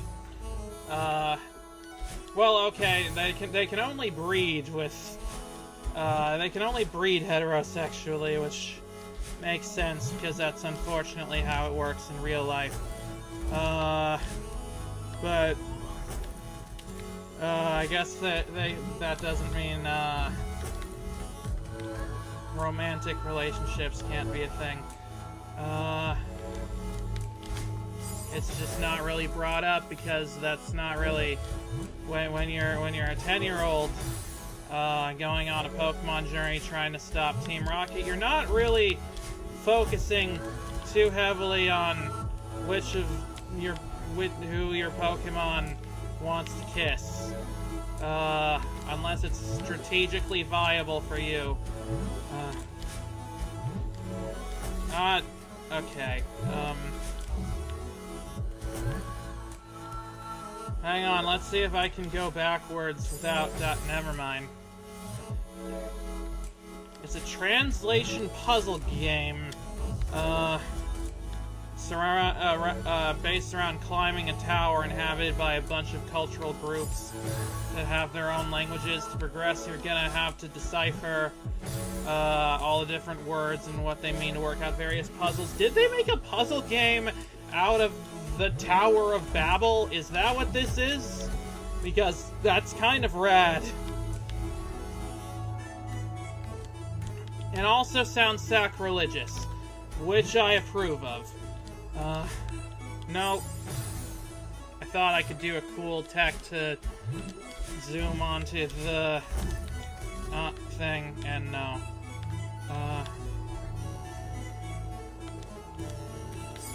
Isn't there an attraction move that only works on members of the same gender due to a coding mistake?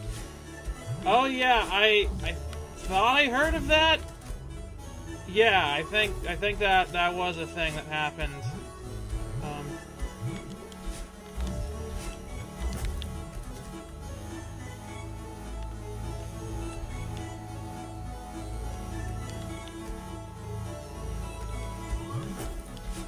If I recall, that was an OG Gold and Silver thing. Way to go, Game Freak! You accidentally made gay Pokemon. They should have just kept that as is, to be honest. Just make all the Pokemon gay. Don't even worry about it.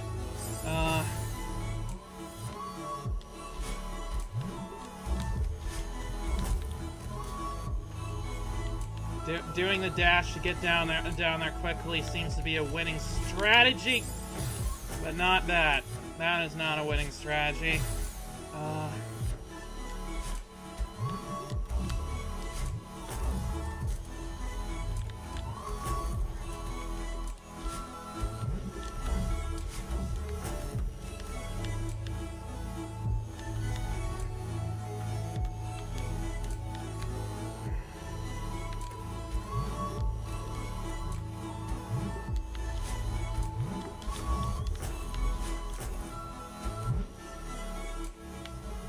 Damn, okay. Okay, I really thought I could make it through without dying. But, one of these times I'll make it back without dying, I swear.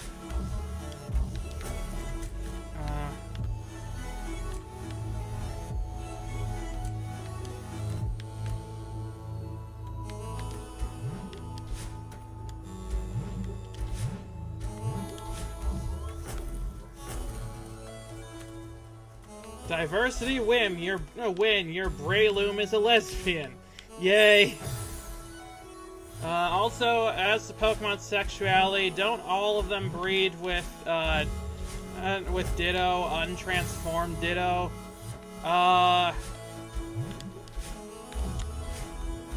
Well, who's to say if the Ditto was transformed or not while the event was taking place?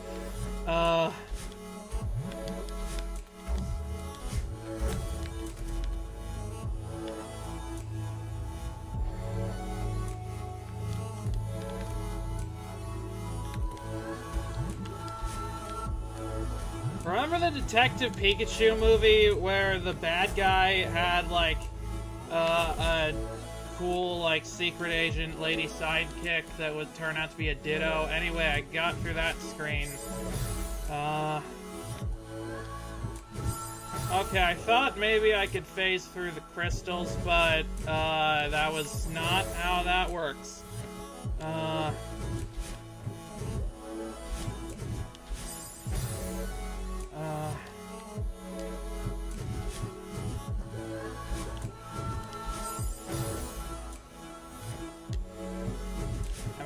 at the end of the level because, I don't know, this seems kinda, end of the level-y.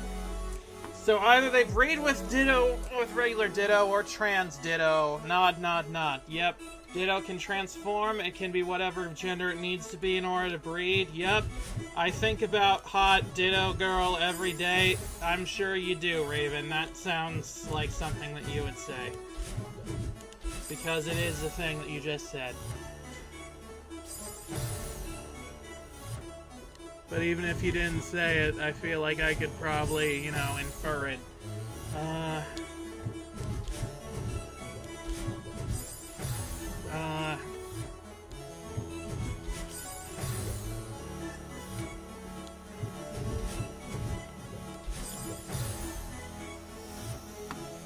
Okay. Just breathe. Just calm down. Just calm down. And don't rush things, and we'll get through this. Down, right, up, no. Down, right, up, right. Okay, cool.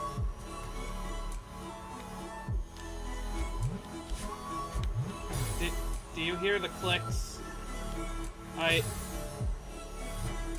feel like that percussion wasn't in the music before. Is that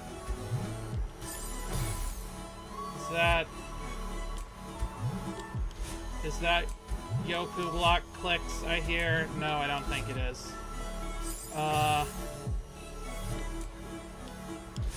Okay, so it's not the end of the level, it's just onto a new gimmick section of the level, which, you know, is fine by me.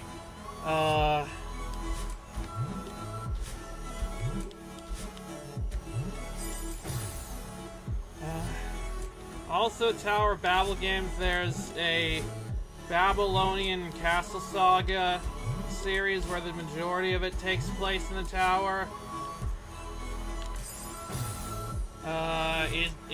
Does everyone in the tower speak a different language?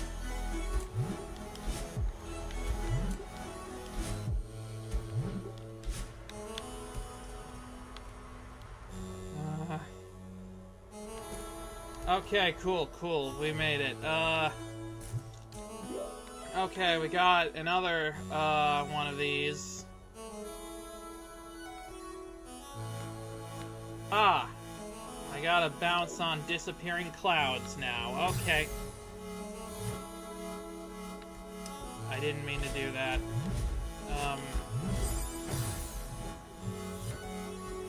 Or that. Or that, for that matter. No, it's just based on Babylon myth. I see.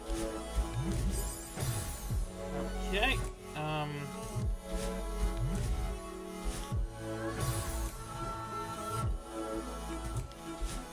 yeah, okay, don't jump off of them, just bounce.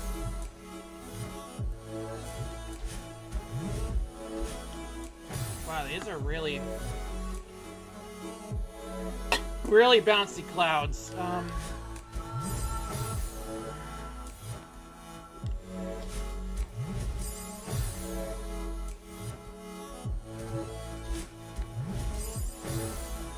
Okay, why did that one not bounce me enough? Now, two of the games have no official translation, so maybe unintentionally. Aha! I had a feeling that was the case of the game. I was kind of hoping that it would be untranslated just because it would be funny.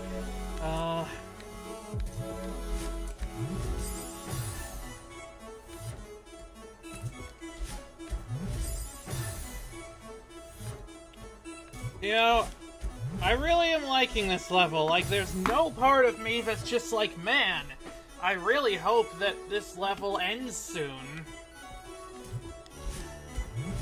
It's just, I'm in no hurry to end this. I'm just in a zen state. So I remember that I left an angry comment on H-Mom's Ruby video, but I couldn't remember what annoyed me so much about it.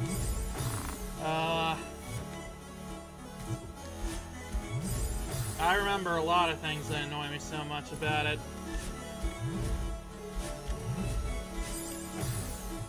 Well, you know, one other thing is, like, he kinda just reviewed the first volume of it, and, or not the first volume, but the first 2 or 3 volumes of it, and I just got checking out. There's a bit where he straight up goes, Ruby fans just haven't seen those better shows that they totally ripped the stuff off from. Oh yeah! He did say something like that, didn't he? That was irritating. It's like, oh, you really think that there's no other explanation for just someone liking a show that you don't?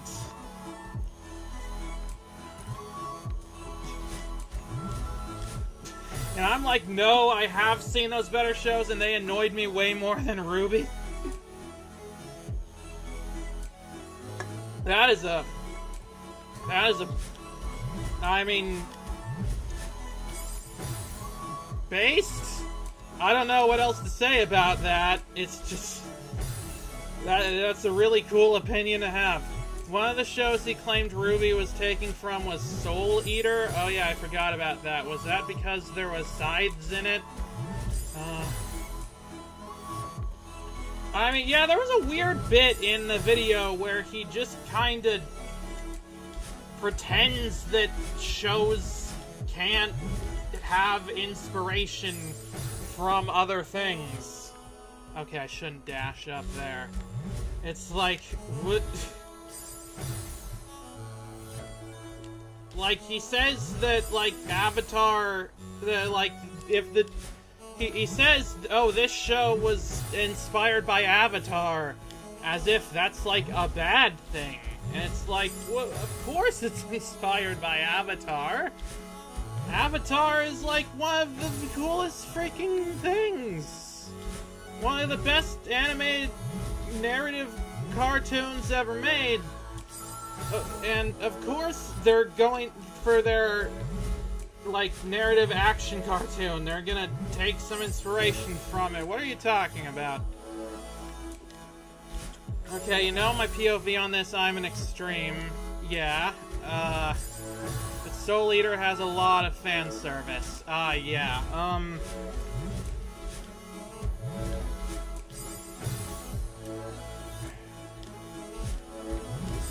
oh yeah, doesn't he also, like, say, it's not ecchi, but if you get annoyed about that stuff, Soul Eater ain't a rec I can give. And I thought one of his problems with Ruby was that they were too sexualizing with the characters, so I don't know what he's on about. What?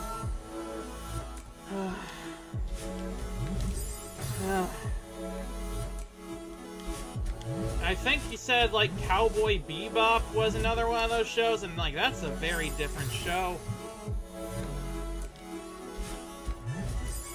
It ain't a great show on gender beyond the fan service elements. Oh, yeah! And, you know, yeah, that's also the thing of, like, Ruby having female protagonists is, like, pretty cool and something that I would think he would think is pretty cool, too.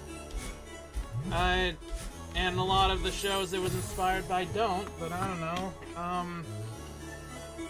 I haven't seen that video in a long time. It's like, if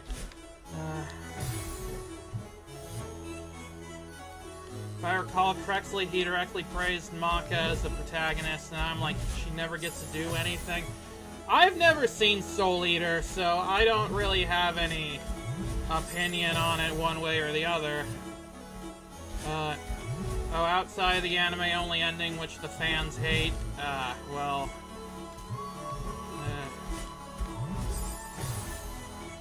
yeah, there's...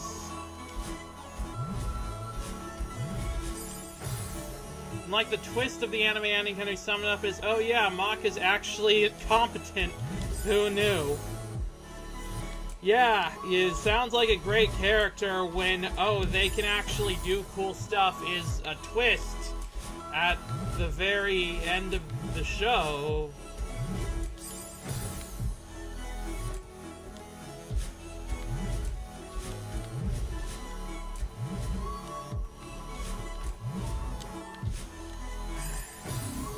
However, I mostly just want to watch it because of gender unknown person.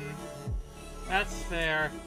I just, like, again, I really like H-Bomber Guy's other work.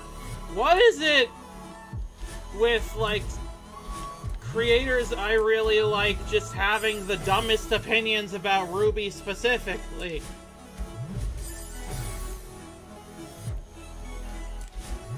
Like, Jello Apocalypse, he has a lot of cool, Jello Apocalypse, he has a lot of opinions that are controversial, and he's not the greatest guy for a couple of reasons, but he has made some cool and funny stuff, and I like Epithet of Erased, but it's... And then he made a Ruby video that was just garbage. And what a lot of people have theorized that it was basically just made out of spite for not getting cast in the show at first. I actually unsubbed from Jello because his dumb opinions finally got the better of me. That's totally fair. I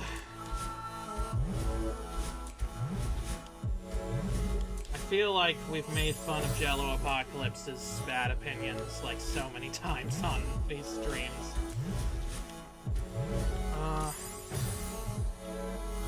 Buying stuff made by the Danganronpa team is equivalent to buying Hogwarts Legacy. No, that's a lie in the That's what... He said that? What, he...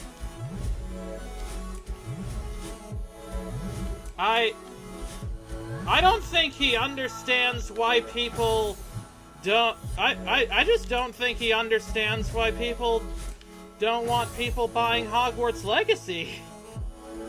Because, like, the whole thing about Hogwarts Legacy is that, like, and the Harry Potter brand as a whole, is that J.K. Rowling, like, actively donates money that she makes from that stuff to anti-trans groups. And it's not just that she's transphobic, it's that it's funding transphobia. Like, that's not the same thing at all.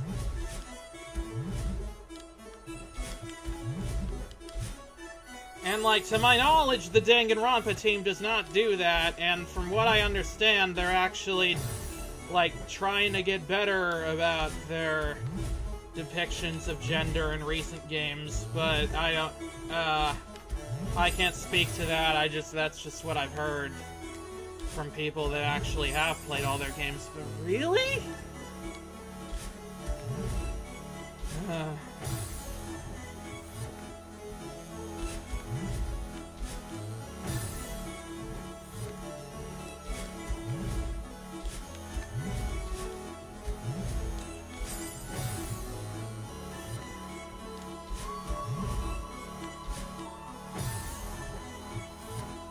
I don't even have a...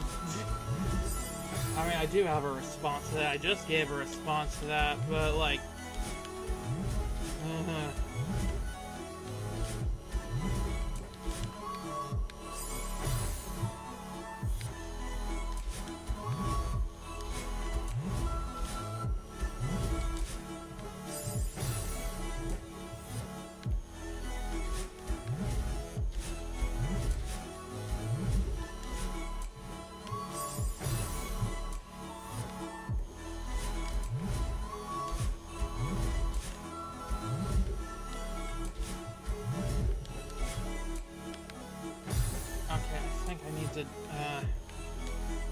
I think I'm not supposed to dash there.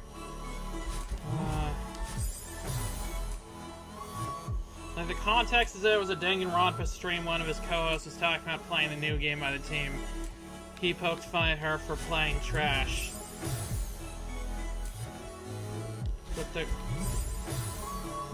playing Danganronpa. How did he get the game for the stream then?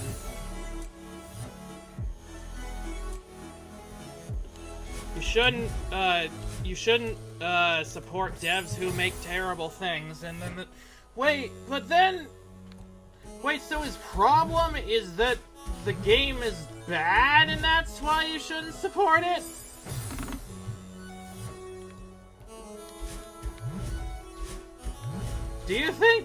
Does he think that people were boycotting Hogwarts Legacy because the game wasn't created? That was, like, of poor quality? Is that what he's saying? It's not actually about the trans thing?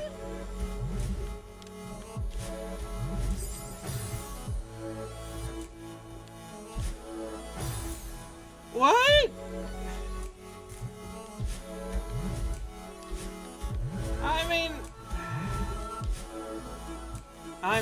I mean, if you say it was a joke, then it might have been a joke, but, like, I don't know, he's said so many dumb things in a non-joking context.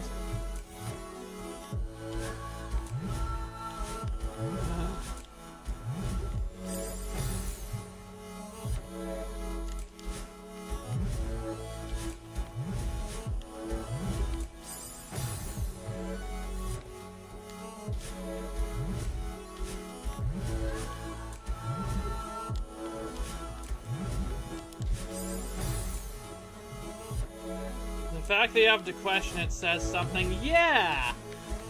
It does. It's,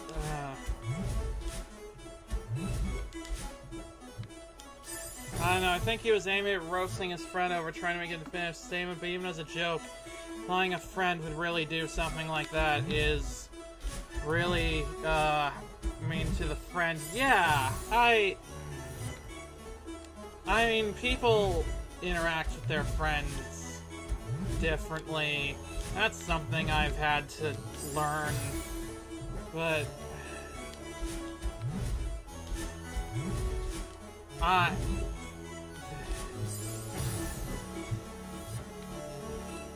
don't even know what to say about all that.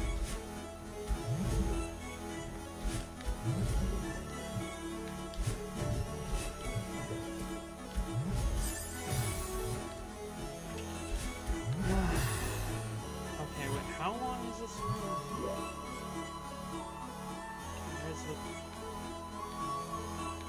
Man, this is a big room.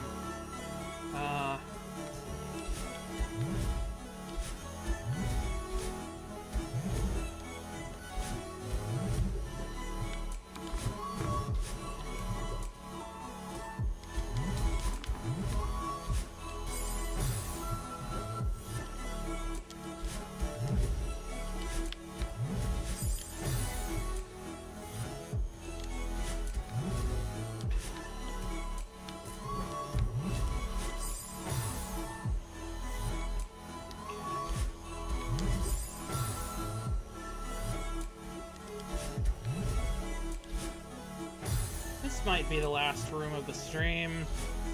Not that I'm getting tired or anything, but I don't know,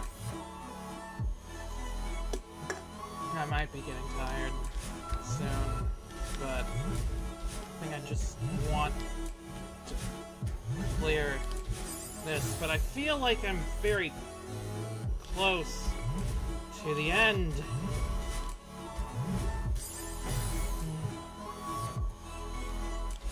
Have to be. It feels like I am.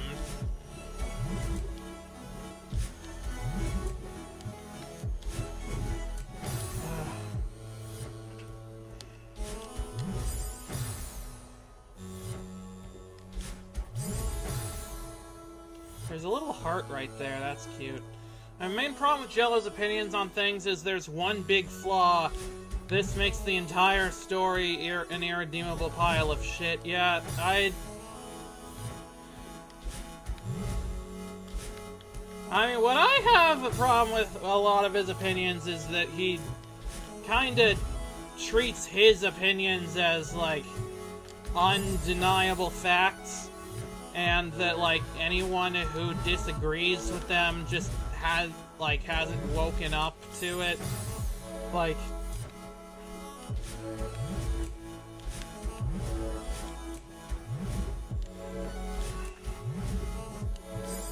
there was a viral tweet from, I think, Shay Frillis, where he was like, I once saw a Jello Apocalypse video where he said that he wanted everyone to he was waiting for everyone to wake up to the fact that Ratatouille is not a good movie.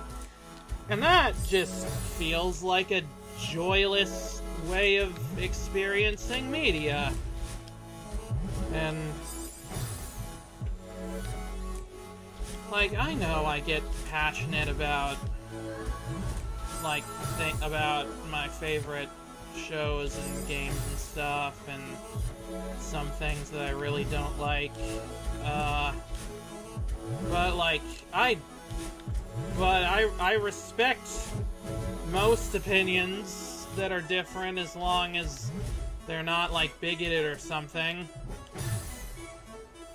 Like, I really hate the Brazilian Mega Man comics.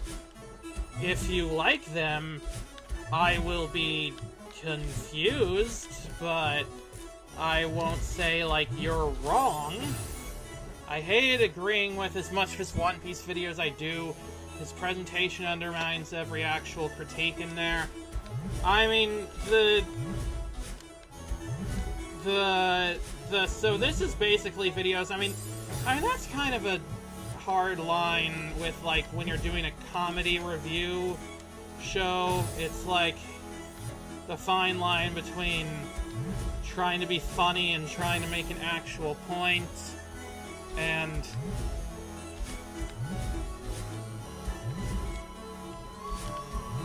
I think that he made a mistake of being so mean-spirited towards the actual person who creates One Piece. That's something that I can't stand in a lot of these reviews. A lot of reviews where they're like, oh, I don't like the thing that this person makes, so that person must be bad. That's a very narrow-minded way of thinking about things.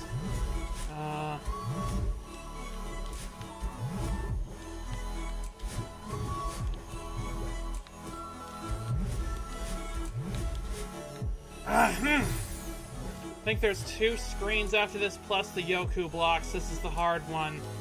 You're so close. I feel it. I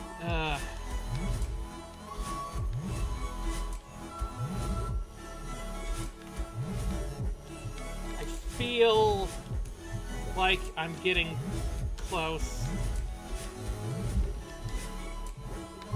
Okay.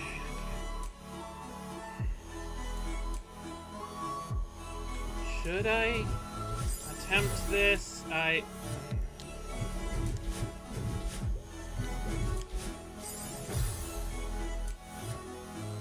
His main critique of Oda personally was sexualize underage women, which I'm kind of okay with calling that shit out.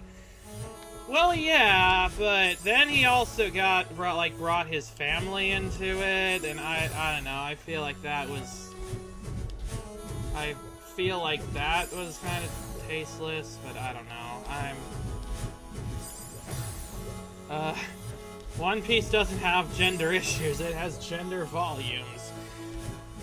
That's a really good line.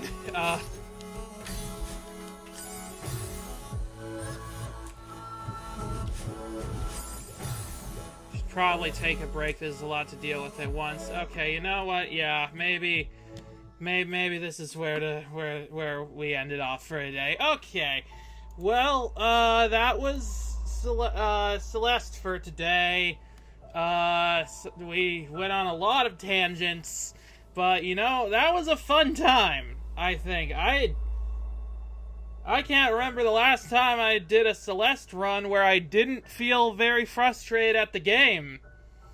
Like, that was just a fun level.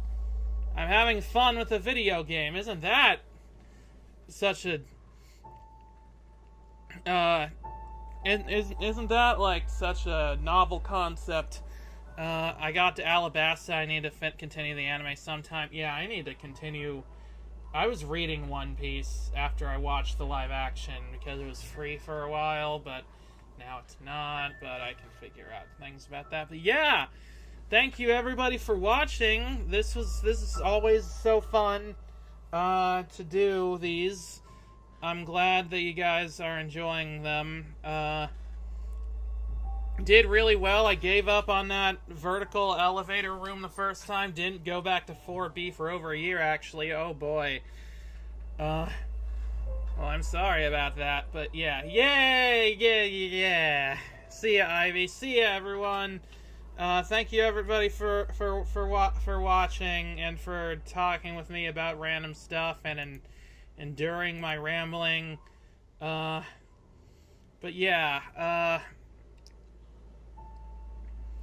yeah, thank you so much for watching. See you next time. And until next time, I'm Miss JukeBox 8, and thank you for a wonderful time. After next time, who knows what I'm gonna be. I don't know, that's just kind of a funny phrase, like, until next time. Like, I'm still gonna be Miss JukeBox 8 next time, but it's... you know.